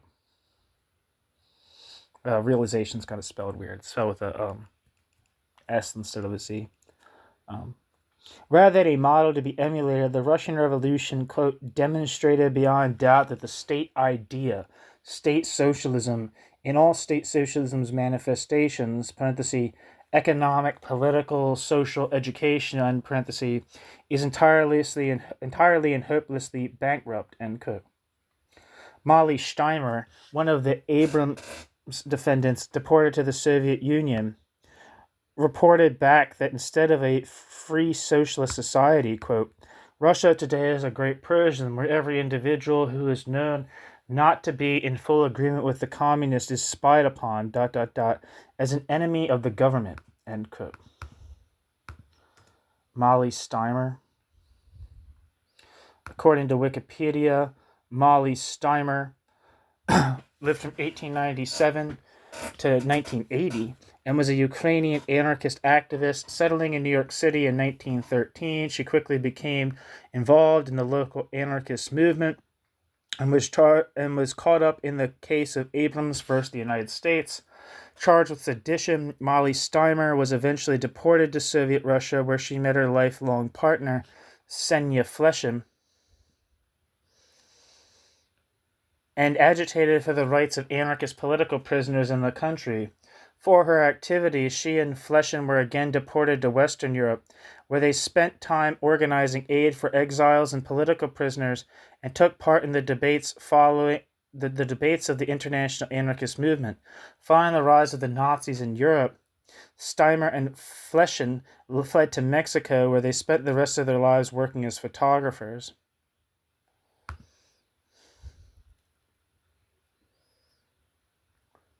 Wikipedia also says Abrams versus United States 1919 was a decision by the Supreme Court of the United States upholding the criminal arrest of several defendants under the Sedition Act of 1918, which was an amendment to the Espionage Act of 1917.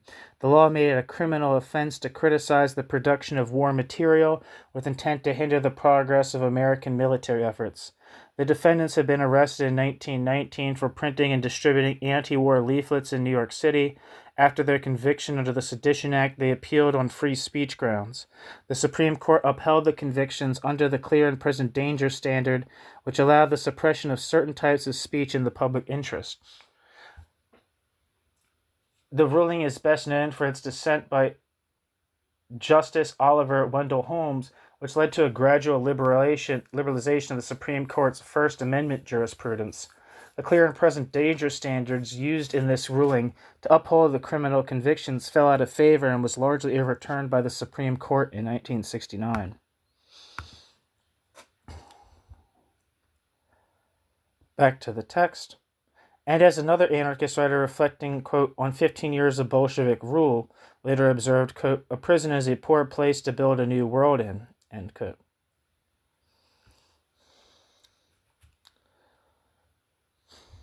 See Goldman, The Crushing of the Russian Revolution. Goldman, My Disillusionment. Steimer, Letters from Russian Prison. 15 Years of Bolshevik Rule, published in Freedom, January 23rd, 1933. End footnote. In an infuriating paradox, the success of the Bolsheviks provided powerful evidence supporting anarchist doctrines. In 1922, the first issue of the Italian language paper, L'Adunata dei Fratari, flatly stated this contradiction, quote, our hopes of a worldwide revolution fell, confirming us with a practical demonstration in our theoretical affirmations, end quote. But Russia, the lens through which radicals of all stripes now viewed the world, failed to provide anarchists with a clear idea of how to realize their own goals, and instead highlighted the movement's ongoing crisis of praxis. More importantly, anarchist efforts were hampered by an ongoing struggle against communism, answering the call of their persecuted Russian comrades to make the fight against Soviet totalitarianism, quote, one of the main tasks of the international anarchist movement, end quote. Anarchists plunged into conflicts that often worked against their own interests.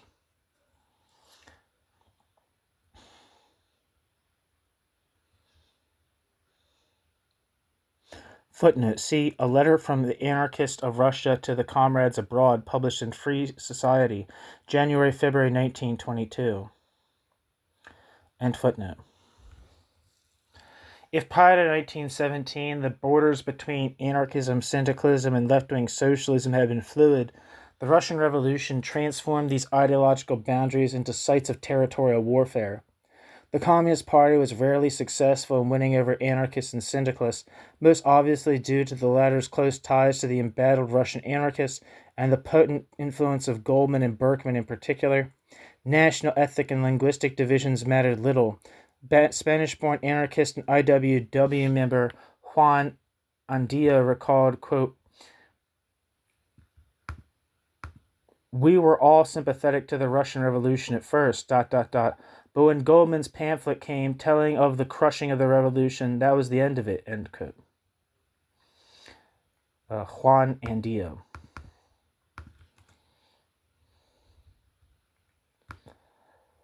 Veteran Jewish anarchist Dr. Michael A. Cohn similarly admitted in 1922 that he, quote, was a hog-headed Bolshevik for the first 2-3 years following the Soviet Revolution, end quote. But events, quote, made my position untenable, end quote. And the writings of Goldman, Berkman, and other Russian anarchists, quote, served to cap the climax in this respect, end quote. Michael A. Cohn.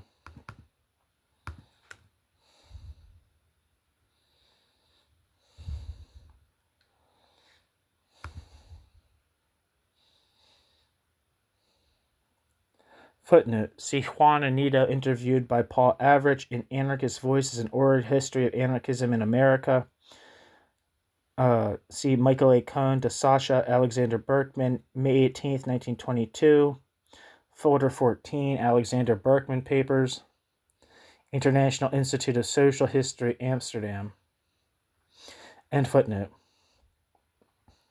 During the first years of the revolution, a number of anarchists had, like Cohn, considered themselves communists, and many joined one of the two American Communist parties founded in 1918, but most left after a short time.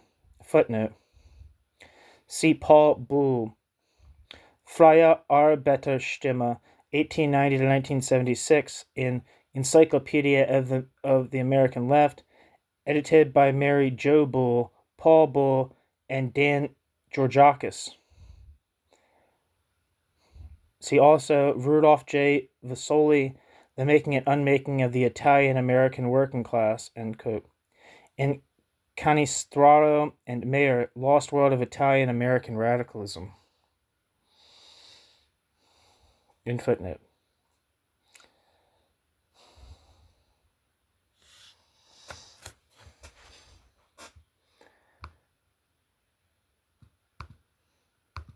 Those who remained with the communists, in the opinion of Harry Kelly, quote, were not really anarchists at all, though they thought they were, but were economic revolutionists. And when the test of libertarianism came, they were to be found in the seats of the authoritarians, end quote. Harry Kelly.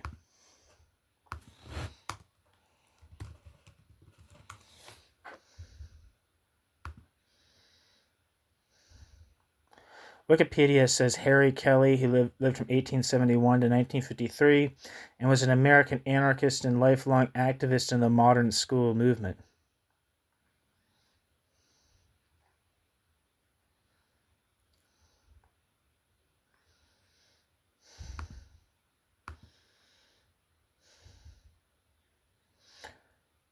Back to the text.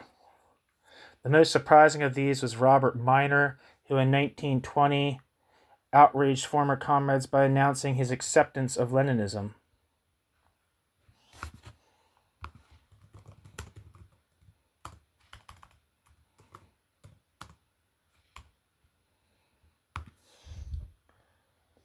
Wikipedia says Robert Minor, or Robert Berkeley, quote, Bob Minor, lived from 1884 to 1952, alternatively known as, quote, Fighting Bob, was a political cartoonist, a radical journalist, and beginning in 1920, a leading member of the Communist Party USA.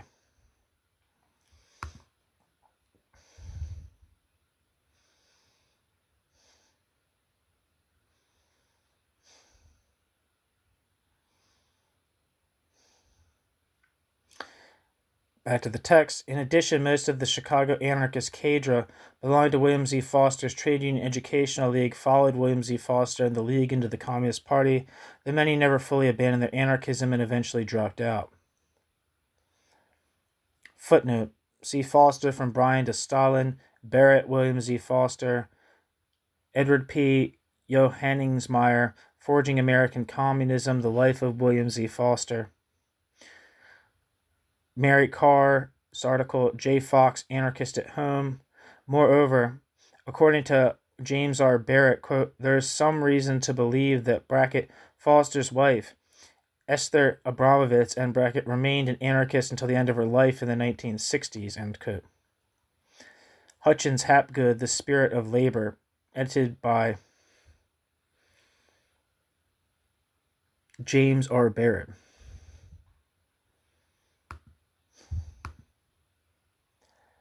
End footnote.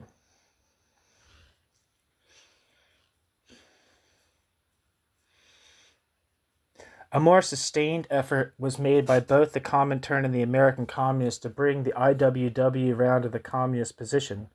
In 1918, the Union had published a glowing account of the Soviet regime by Harrison George, and it was asked to affiliate with the Comintern on the grounds that the Bolsheviks, quote, want to abolish the state, to make way for an industrial administrative body which will be something like the General Executive Board of the IWW, end quote.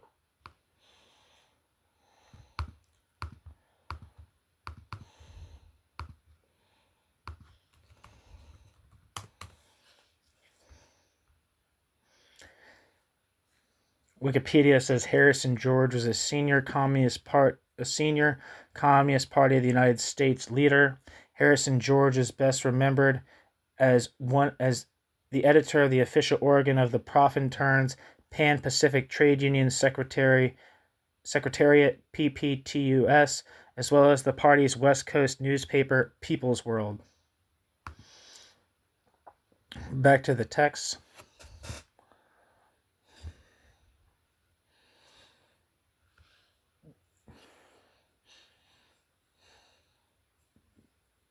A contest and ultimately avoided referendum on the question rejected this request, but the union's sympathetic GEB, General Executive Board, nevertheless removed the anarchist syndicalist editor of its One Big Union Monthly for criticizing the Bolsheviks, suspended Philadelphia's Marine Transport Workers Local 8 for loading munitions that communist sources alleged were to be used against the Red Army, and accepted an invitation to the founding Congress of the Communist Red International of Labor Unions in Moscow in 1919.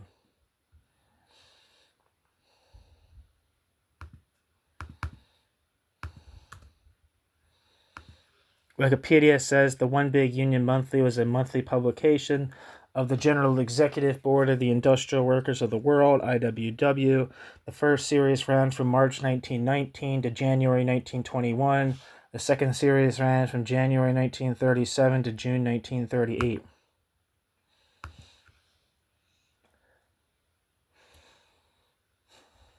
Back to the text. Footnote.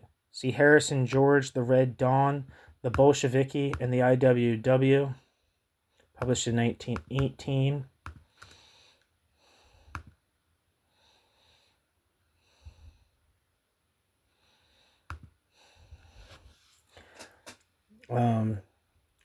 Zinoviev's article, The Third International Appeals to the IWW, published in Solidarity, Chicago, 1920. John S. Gams, The Decline of the IWW. Quote, removal of the editor of the One Big Union Monthly, One Big Union Monthly, Chicago, January 1921. E.F. Dorey and Walter T. Neff, The Philadelphia Controversy, being a complete and detailed statement of all that has occurred. Published Philadelphia Branch MTW ND 1921. Howard Kimmeldorf, Battling for American Labor, Wobbly's Craft Workers and the Making of the Union Movement, published in 1990. Peter Cole, Wobbly's on the Waterfront, Interracial Unionism in Progressive Era Philadelphia. Chapter 7, Local 8 was reinstated in October 1920, but was suspended in December for charging dues in excess of the union's constitutional limits. End footnote. Though the Comintern-induced IWW co-founder William Big Bill Haywood and the Bulgarian-born editor George Andreychine to jump bail from the mass IWW trial on appeal at the time and flee to the Soviet Union. The IWW's official delegate to the RILU conference issued a scathing report of the proceedings.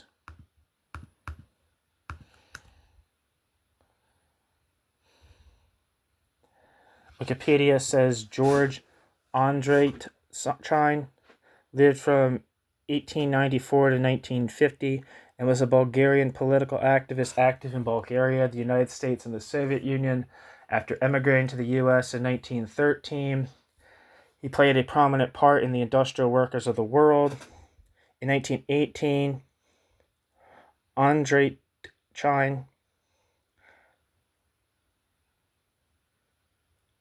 was one of the IWW leaders arrested for, quote, anti-war propaganda under the Espionage Act of 1917.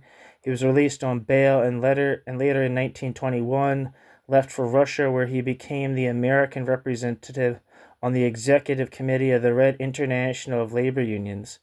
He joined the Communist Party of the Soviet Union, wherein he was aligned with Leon Trotsky. In 1935, he was arrested and charged with Trotskyism and espionage and sentenced to 10 years of Gulag labor camps. He served in Pechlag and Vorkutlag, among other places. Released in 1941, and during the war, he worked in the Soviet Information Bureau.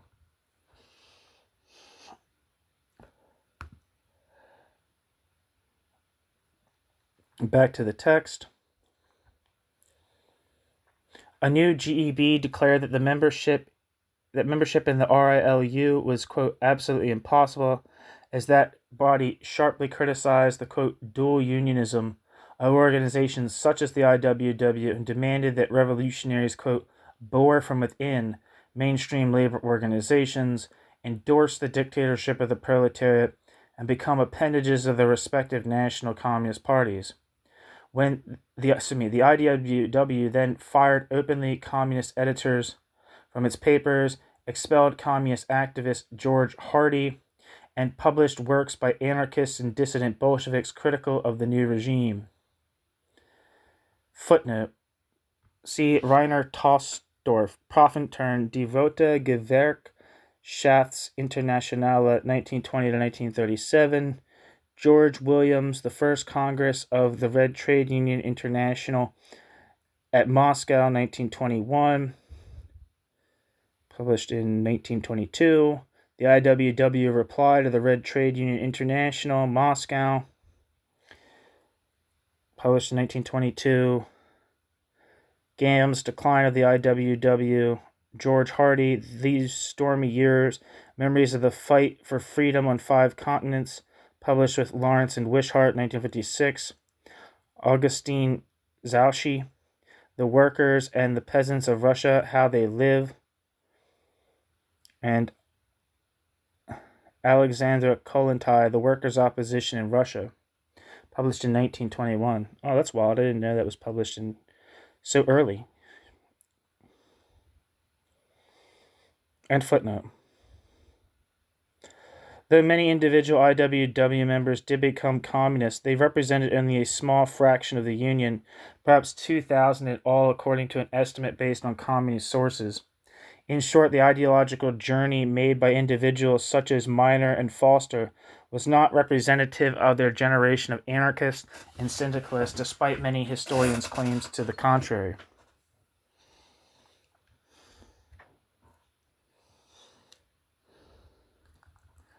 Footnote. See Gamm's Decline of the IWW, Barrett, Williams E. Foster, Larry Peterson's article, Revolutionary Socialism and Industrial Unrest in the Era of the Winnipeg General Strike, The Origins of Communist Labor Unionism in Europe and America, published in 1983, Brian D. Palmer, James Buchanan, The Origins of the American Revolutionary Left, 1890 to 1928, end footnote. New section. Uncivil War. American anarchism, though weakened, also survived the Red Scare. Between 1917 and 1920, approximately 500 anarchists or members of the anarchist organizations were arrested on deportation warrants, at least 350 of who were actually expelled from the country, but anarchist activity quickly rebounded. Sources within the movement observed, quote, a general revival among the comrades, end quote, beginning in 1925, and could count at least 75 active anarchist organizations in 1933. And, quote, some 100 groups throughout the country were actually functioning, end quote, by 1939. Footnote. Kate Holiday Calhorn, The Immigrant's Day in Court, published in 1923. Jane Perry Clark, Deportation of Aliens from the United States to Europe, 1931. Anna L. Sosnovsky to Molly Steimer, January 12, 1925, folder 29. Senya Fleshing Papers, International Institute of Social History, Freedom, March 18, 1933. Conference Committee for Anti-Anarchist Propaganda in English to J.J. Cohen, May 1st, 1939.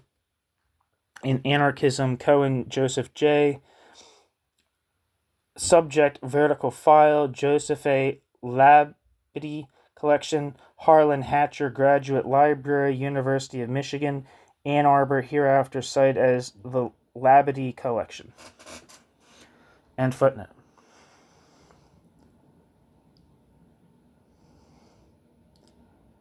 Available circulation figures show the anarchist press retained at least half of its pre-war readership through the 1920s and 1930s, equivalent to approximately 10% of the circulation of the Communist Party's press during the same period, and more than twice that share if the IWW's press is included.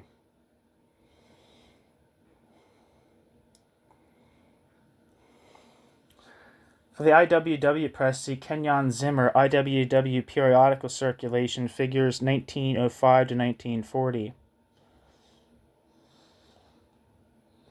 For communist figures, see Salon de Leon, edited volume American Labor Press Directory, published in 1925, and Harvey Clare, The Heydays of American Communism, the Depression Decade.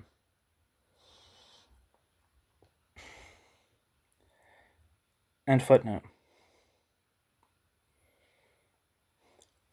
The movement that reemerged in the 20s was different from that of the decade earlier, however. The Union of Russian Workers, named the Union of Russian Toilers in 1922, had lost its leadership to return, migration, and deportation, and its members drifted towards communism, anti-communist Russian nationalism, mysticism, or sectarian squabbling, leaving the Russian-speaking movement just a few hundred strong by the end of the 30s.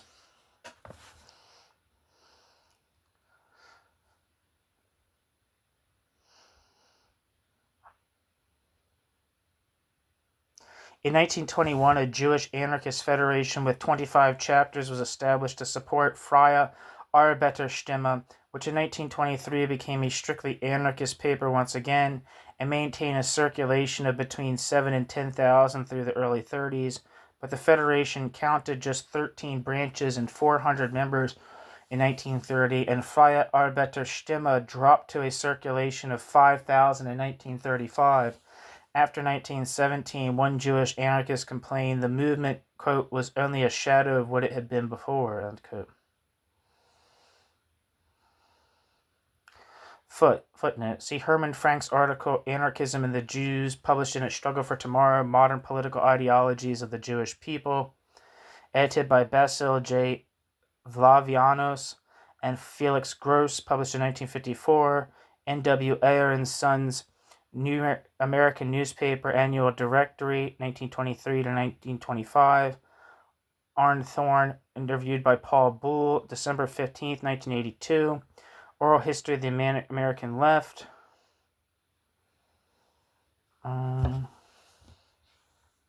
Yeah.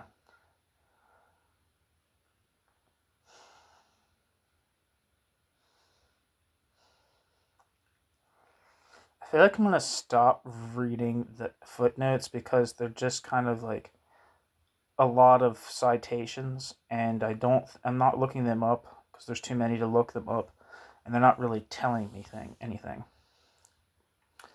And it's kind of want to get through this paper.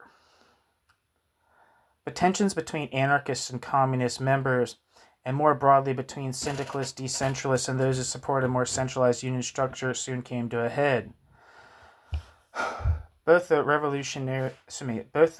RILU and the Communist Party continued to court the IWW through the 1920s, and a Moscow-appointed committee of communist members chided the union for being, quote, swayed by an intriguing anarchist element which has traduced the Marxist in this organization and maneuvered it into a discreditable position of hostility towards Soviet Russia, end quote. This is a reference to those who advocated affiliation with the anarcho-syndicalist International Working Men's Association, which was founded in Berlin in the winter of 1922-23 and sought to bring the IWW under its wing. The IWW refused to join either international, however, because of a fear of exacerbating its internal divisions, reluctance to explicitly link itself to anarchism, and its own ambition of becoming an international labor body.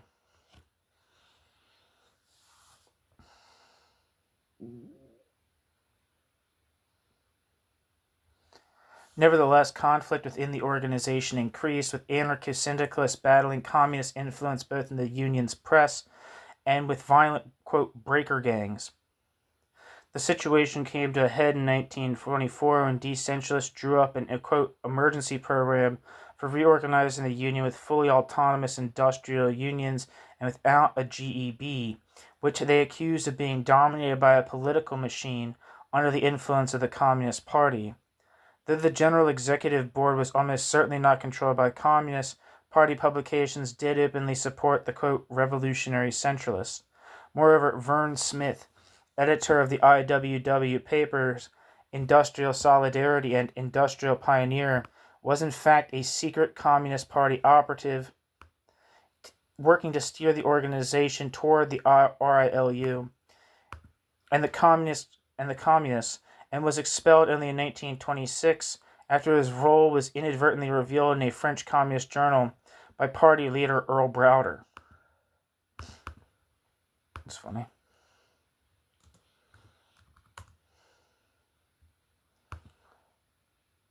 Wikipedia says Vern Smith lived from 1891 to 1978 and was an American left-wing journalist who served in an editorial capacity for several publications of the Industrial Workers of the World and Communist Party USA. Smith is best remembered as the Moscow correspondent of the CPUSA's Daily Worker during the mid-1930s.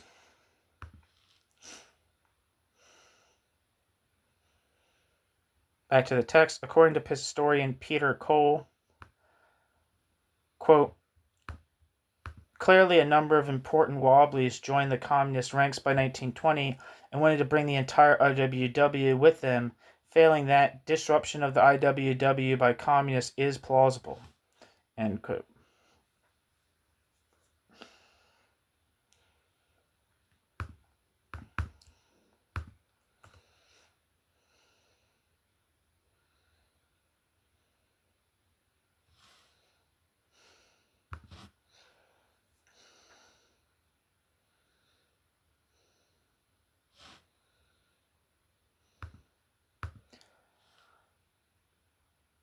The result of the 1924 controversy was an open split amid fistfights and legal squabbles.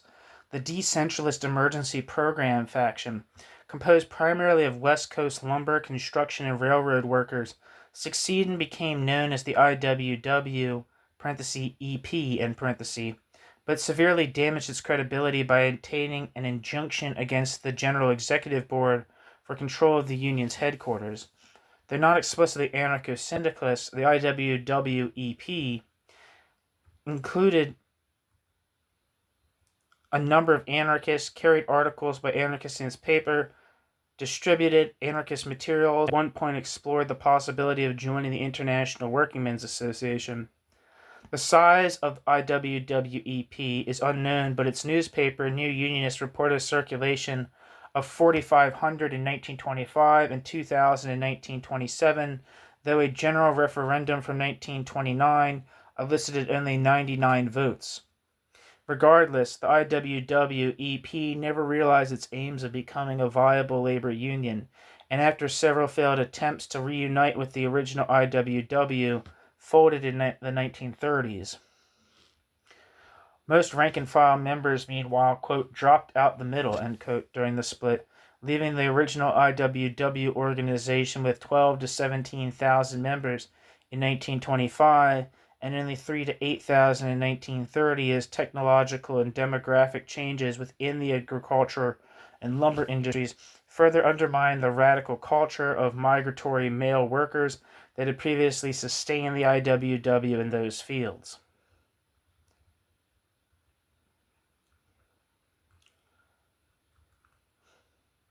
Only in Cleveland's metal shops did the IWW experience a revival in the 30s, thanks in part to anarchist organizers. Meanwhile, neither the communists nor the anarchists had carried the IWW, which was itself decimated in the contest. During the same period, another struggle took place within the International Ladies' Garment Workers Union, ILGWU. American anarchism's only other major union foothold.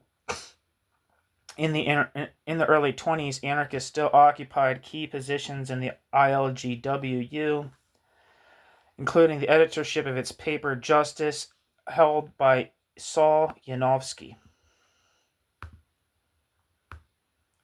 After his departure from Freie Arbeiterstimme and its presidency, held from 1923 to 28 by Morris Sigmund, who before the war had been an IWW organizer and assistant secretary of a short-lived anarchist federation founded by Alexander Berkman.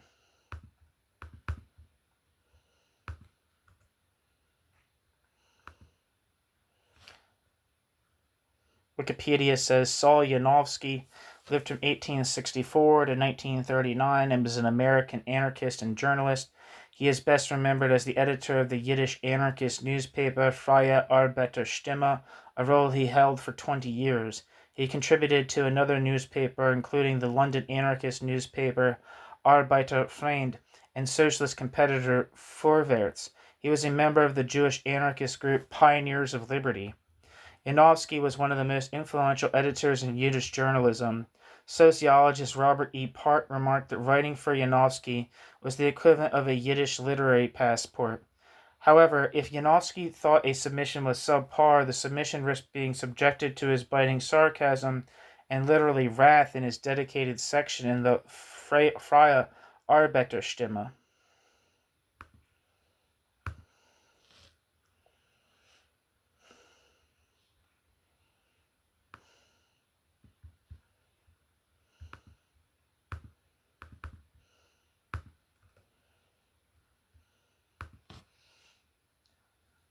Wikipedia says Morris Sigmund lived from 1881 to 1931 and was president of the International Ladies' Garment Workers Union from 1923 to 1928.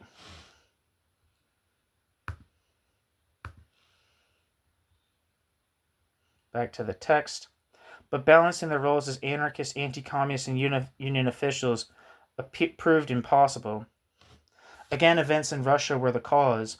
When a communist faction had first emerged in the ILGWU in 1919, it united with anarchist syndicalists and others in shop delegate leagues that modeled themselves after both Russian Soviets and the British shop delegate movement. Called for greater union democracy and shop floor autonomy. The alliance ended in 1922 when the leagues joined Foster's Trade Union Educational League and the American affiliate of the RILU. That same year, several communist delegates were denied seats at the ILGWU's annual convention, and when Morris Sigmund was elected, he continued this policy, repeatedly suspending communist members and dissolving or reorganizing communist-dominated locals for, quote, conduct detrimental to the organization. At the union's 1924 convention, anarchist union organizer Rose Pasota, whose lover and fellow anarchist Theodore Kushnarev had been deported on the Buford and subsequently imprisoned by the Bolsheviks, introduced a successful motion demanding the release of all political prisoners in Russia.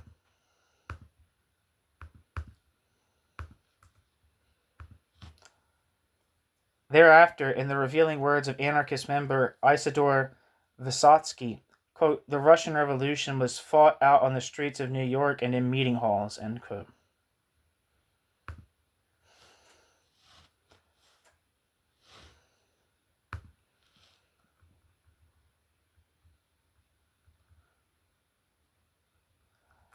Wikipedia says Rose Passoda lived from 1896 to 1965 and was an anarchist feminist labor organizer and vice president within the International Ladies Garment Workers Union.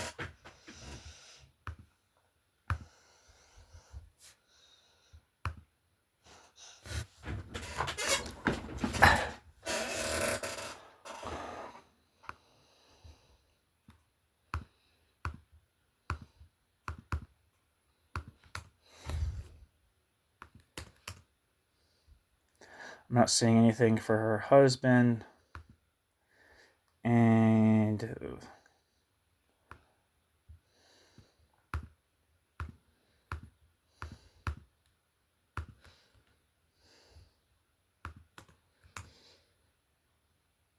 yeah, I'm not seeing anything for Isidore Vysotsky either. Anyway, but the ILGWU's, quote, civil war placed the anarchists in a contradictory position. The activities of the communists were undeniably part of an effort to capture control of the Union, that their campaign against the Union's entrenched bureaucracy and moderate social democratic officials mirrored the anarchists' own demands.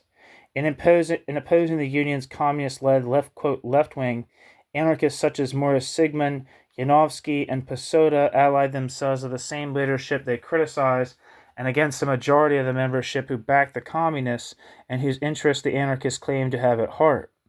Jewish anarchist ranks split, with a minority condemning both the communist and anarchist socialist alliance, quote, for seeking nothing but control, end quote, while anarchists within the Union's Italian minority supported the communist demands for fuller rank-and-file representation.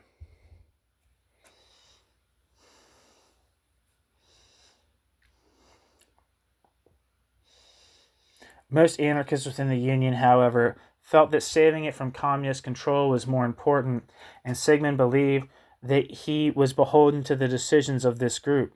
Under pressures from both the anti-communist anarchists and powerful socialist officials on whom he depended, Sigmund resorted to startlingly authoritarian tactics. Even when Sigmund acted against the wishes of the more fervent anti-communists by brokering a temporary peace with the communists in 1925, his efforts were undermined by socialists and his own refusal to agree to endorse the formation of a Labor Party. When communists led a drawn-out and failed strike of New York cloak makers in 1926, the breach was open and Sigmund once again suspended communist members.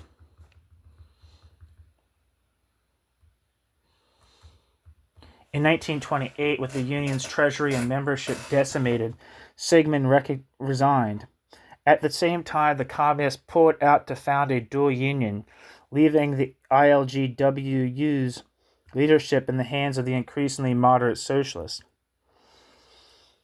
As a critical anarchist journal later noted, quote, because, the anarchists, did not take an independent position and swung their influence to the corrupt officialdom, they unwittingly became a support for the machine politicians, unquote. Though Sigmund had also fought the socialist leadership for a more democratic union, Sigmund's sustained anti-communist efforts have led many historians to mischaracterize Morris Sigmund and Yanovsky as, quote, conservative or, quote, right-wing socialists. Anarchists continued to hold important positions within the Union. Rose Passoda became vice president in 1933, but played the role of a, quote, loyal opposition and became enmeshed in the Union bureaucracy. The ILGWU became less radical, its appeal to anarchists waned, and when officials tried to recruit the young members of New York's anarchist Vanguard Group as organizers in 1933, they were rebuffed on the grounds that it was insufficiently revolutionary.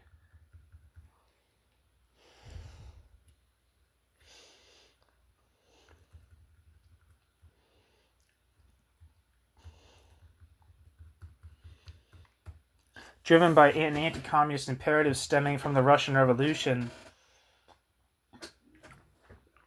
By the end of the 20s, anarchist unions had exited the revived IWW to found an ideologically pure but ill-fated breakaway organization, cast their lot with the moderate garment union leaders they despised, or found themselves a vocal but ineffective minority, railing against both bureaucracy and communist-led insurgency.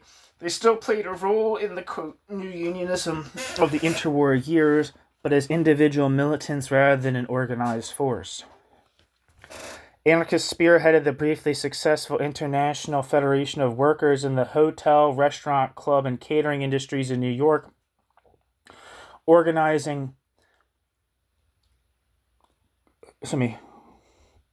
East Coast shipyard workers and led rank-and-file oppositional movements within the Amalgamated Clothing Workers and United Mine Workers, helping to found the Insurgent Progressive Miners of America in 1932. Numerous writers have also called attention to the presence of anarchist and syndicalist two-card men who maintain membership in both the IWW and mainstream unions, though only in the case of maritime workers has their influence been explored in any detail. But it was communist organizers, as well as members of the infinitesimal Trotskyist movement, who led the most important labor struggles of the period. Anarchism had become, in Paul Bull's words, quote, an appendage to the mainstream trade union movement, a moral and educational force based upon the power of a few personalities and the resonance of fading traditions, end quote.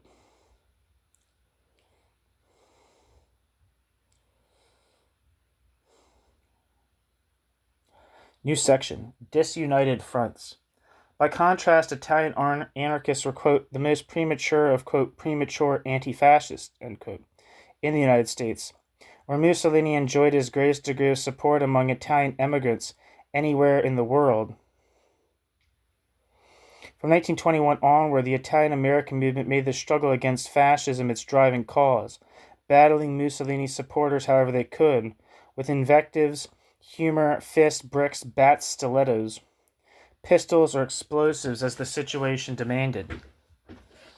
But from its first issue, La Donata dei Refrattari came out against United Front tactics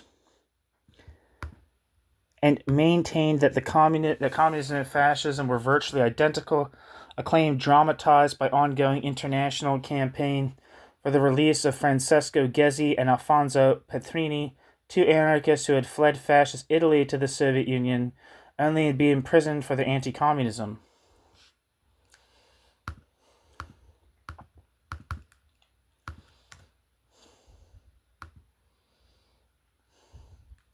Wikipedia says La Adunata di Refrattari, Call of the Refraction, unmanageable ones, was an Italian-American anarchist publication published between 1922 and 1971 in New York City.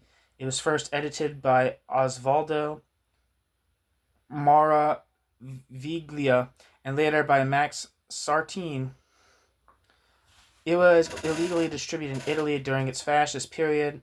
The theoretical line tended towards the tradition of Italian insurrectionary anti-organizationalism through the influence of Luigi Galliani, who wrote for this publication.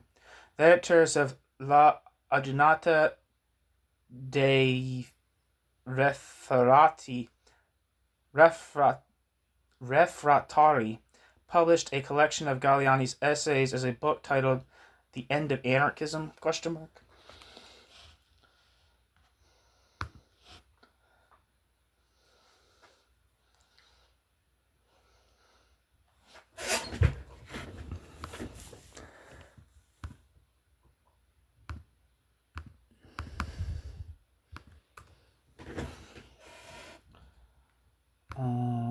Where am I? I'm not seeing anything for these anarchists that were imprisoned in the Soviet Union.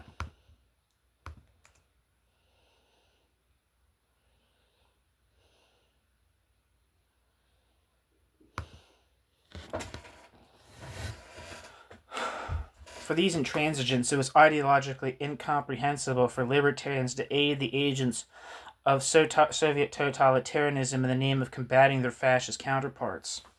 Though it eschewed popular coalitions, this group was nevertheless feared by Italian authorities, quote, because of its uncompromising militancy and belief in direct action, end quote, demonstrated in an assassination plot against Mussolini, for which Italian-American anarchist Michel Chiroux was arrested and executed in Rome in 1931.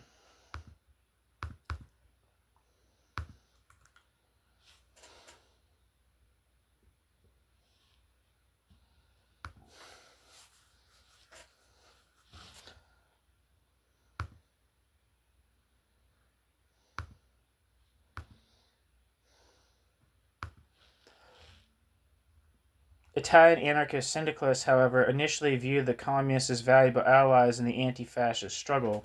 Carlo Tresca, in particular, maintained good relations with the communists. His name appeared on Friends of the Soviet Union literature as late as 1929.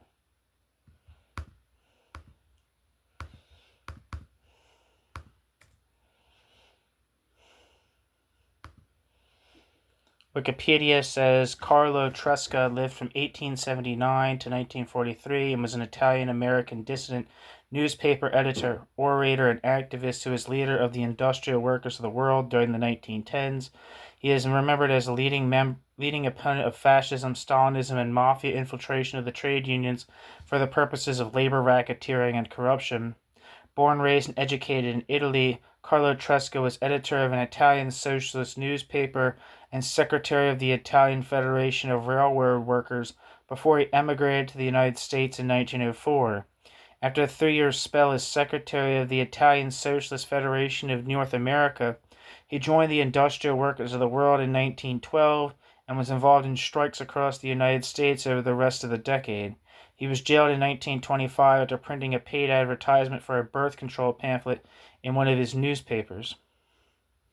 During the 1930s, Tresca was a vocal critic of both Benito Mussolini's fascist government in his native Italy and of Joseph Stalin and the Communist Party of the Soviet Union. In 1937, he was a member of the Dewey Commission, which cleared Leon Trotsky of all charges made during the Moscow trials.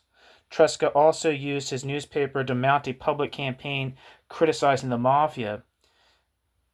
He was assassinated in New York in January 1943, allegedly by Carmine Galante.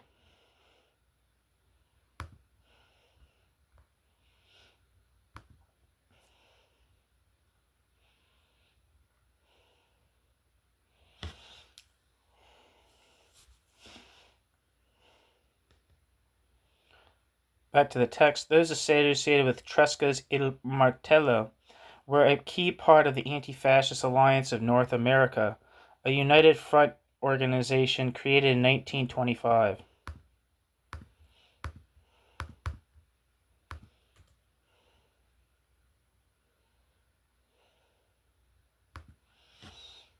A year later, however, the Civil War taking place within the ILGWU spilled over into this organization. The Italian sections of the ILGWU and Amalgamated Clothing Workers, which constituted the bulk of its membership, accused the communists of political maneuvering and withdrew.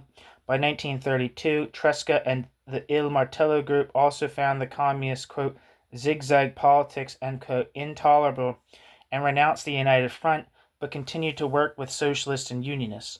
The tiny Italian Communist Federation, which never exceeded 1,000 members in these decades, was important only insofar as its drive to control anti-fascist groups led to the breakup of the Anti-Fascist Alliance and the nonpartisan anti-fascist paper La Stampa Libera, while anarchists remained in the thick of the struggle, and La Stampa Libera's successor, El Controcorrente, had a decidedly anarchist bent.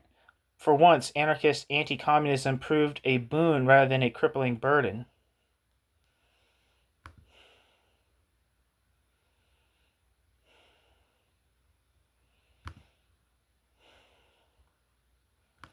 I want to look up some of these papers.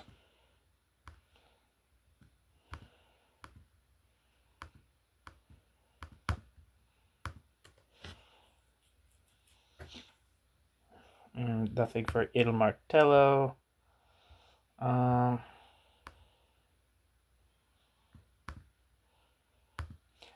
Stampa Libera.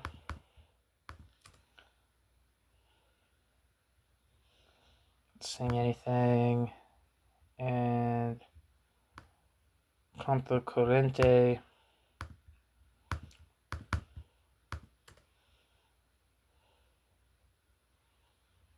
Yeah, I'm not seeing anything for that either. Okay, sorry for that. About that.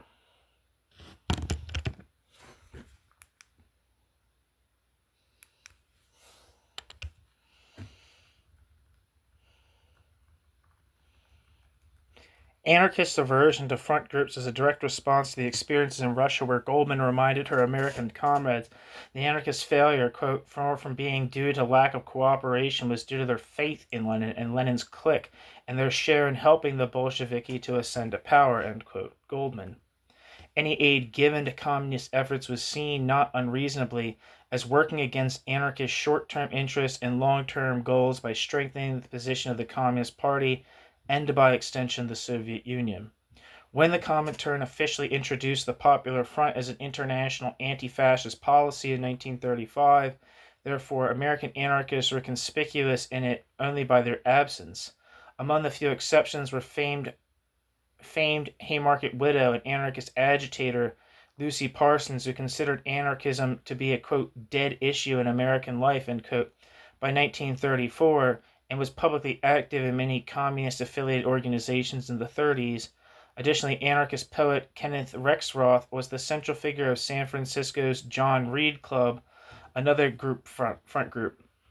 For most anarchists, however, participation in the Popular Front was simply unthinkable, as it became for Rexroth after the Spanish Civil War.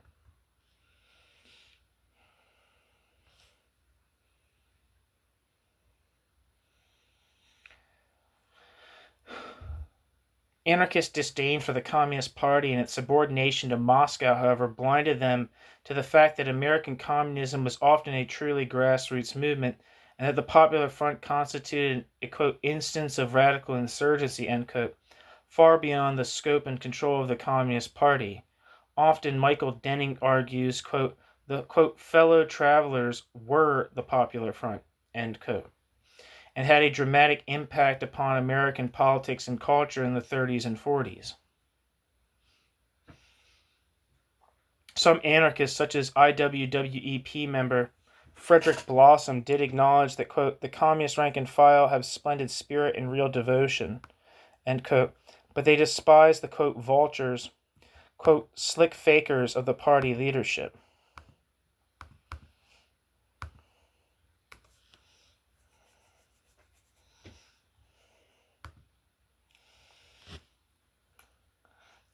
Their distrust of communist motives was not entirely unfounded.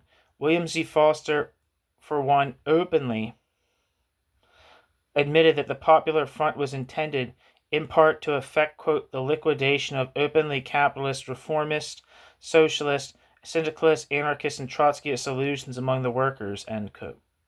William Z. Foster.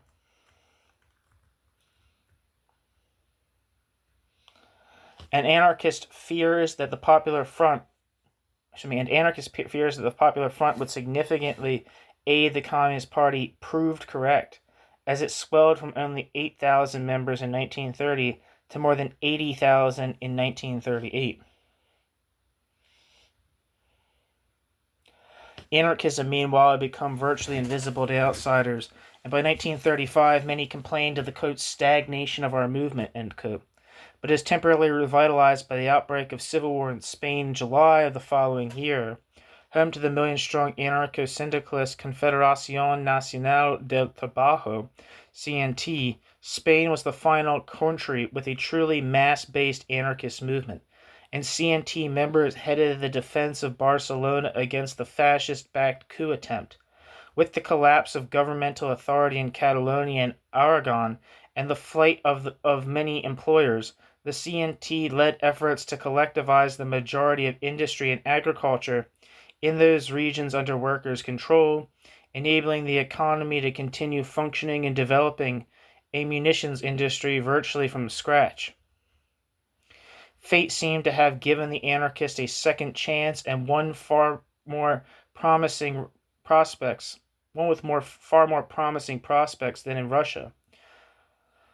La Andunata dei Refrattari declared that, quote, Spain today confirms the observations of our predecessors and confirms these in an era that in past experiences was never even approached. The social economic area offering suggestive examples of practical anarchist realizations, which will certainly edify the world when they are widely known, end quote. Clara Friedman of the Vanguard Group recalled, quote, the inspiration of the revolution was tremendous. Here was anarchism in practice on a large scale, a true people's revolution, and anarchism worked in the factories and farms, end quote.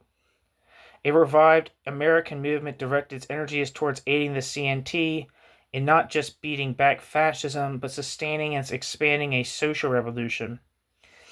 An unprecedented collaborative effort produced the United Libertarian Organization, ULO, composed of nearly every major American anarchist and syndicalist organization, to raise awareness and support for the CNT struggle.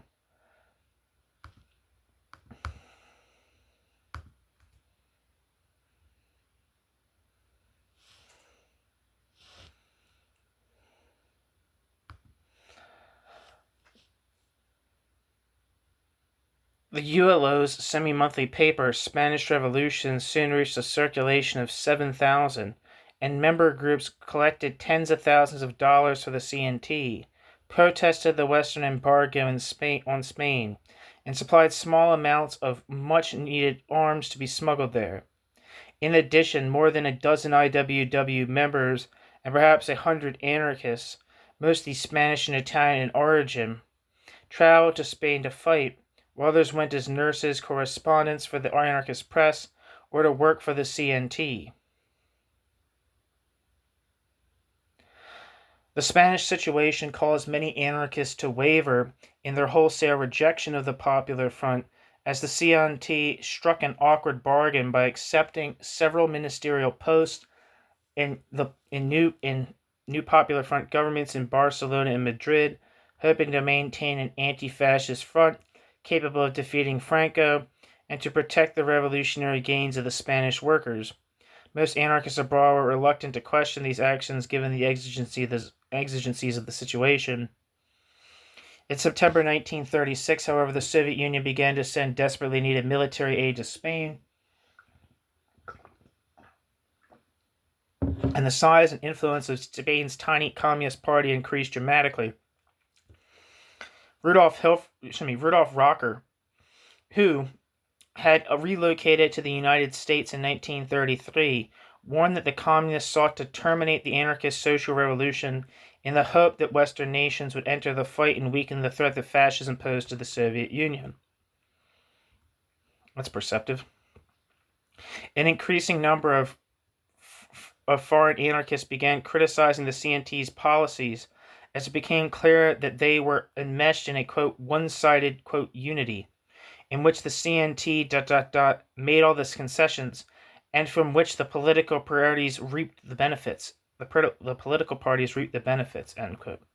Some warned that collaboration with anti-anarchist parties was suicidal, as it had been in Russia, but others, such as Emma Goldman, saw no alternative. After arriving in Spain in September 1936, however, Goldman did warn American comrades that the quote, villainous gang of communists in Spain would attempt to, quote, sabotage the revolution.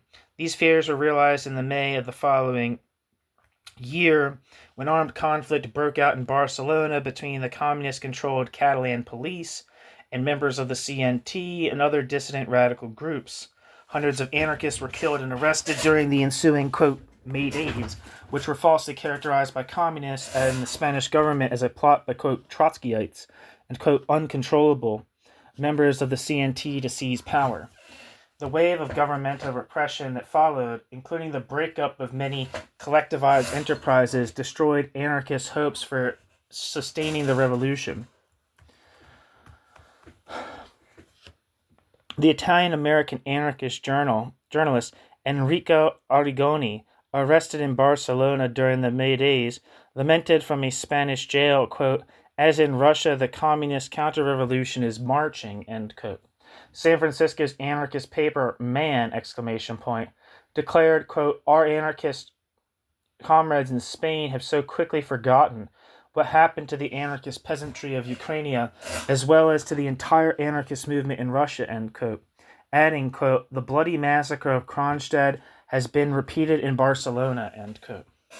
La Adunata dei Refrattari agreed that, quote, "the analogy between the ferocious repression of Kronstadt in 1921 and the bestial repression of Barcelona in 1937 is incontestable," end quote.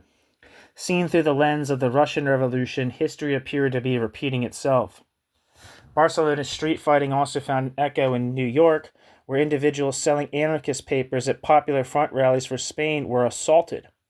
Communist attacks on ULO street meetings turned so violent the organization formed a, quote, defense body against, quote, the fascist tactics of Communist Party hoodlums, end quote, making a special appeal for Carlo Tresca to dispatch, quote, some of the boys over there, end quote, where the skills they had honed fighting fascists were turned on communist aggressors.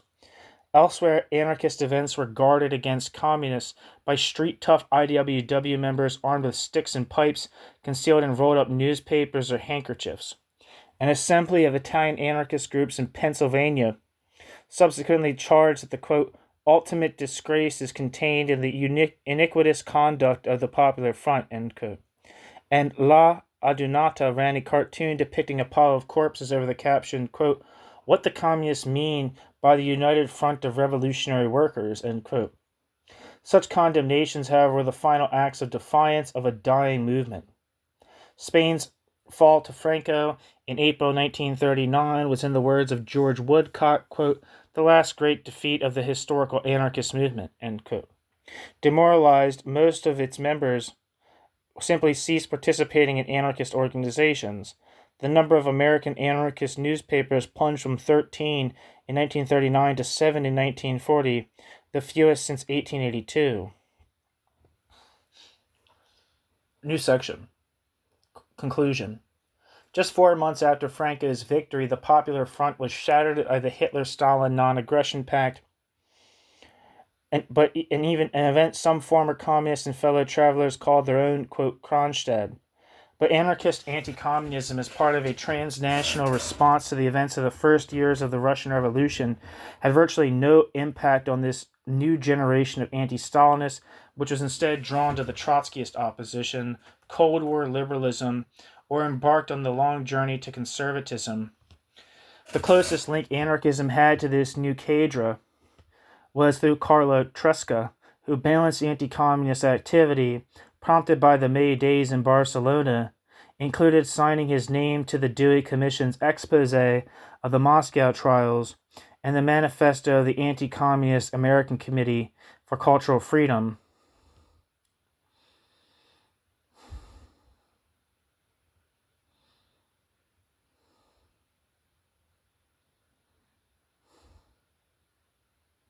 As well as implicating party members in the disappearance of dissident communist Juliet Stewart Points after a New York grand jury, sparking intense controversy among anarchists, But anarchists did not support the persecution of Communist Party's members, and none served as informants for anti-communist congressional committees, though at least one anarchist, the Italian watchmaker Giordano Bruch, was deported in 1953 after appearing before such a committee. Alice Wexler observes that in claiming the transition from Leninism to Stalinism was inevitable, anarchists such as Goldman, quote, anticipated the basic theses of the anti-communist Cold War consensus view of Russia, end quote.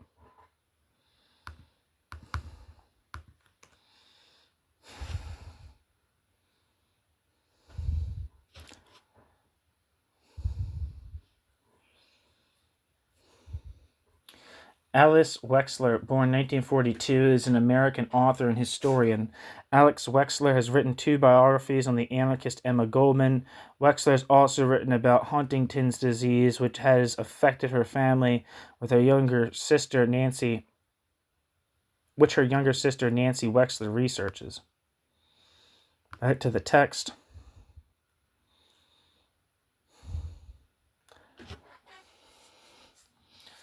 What a stupid observation.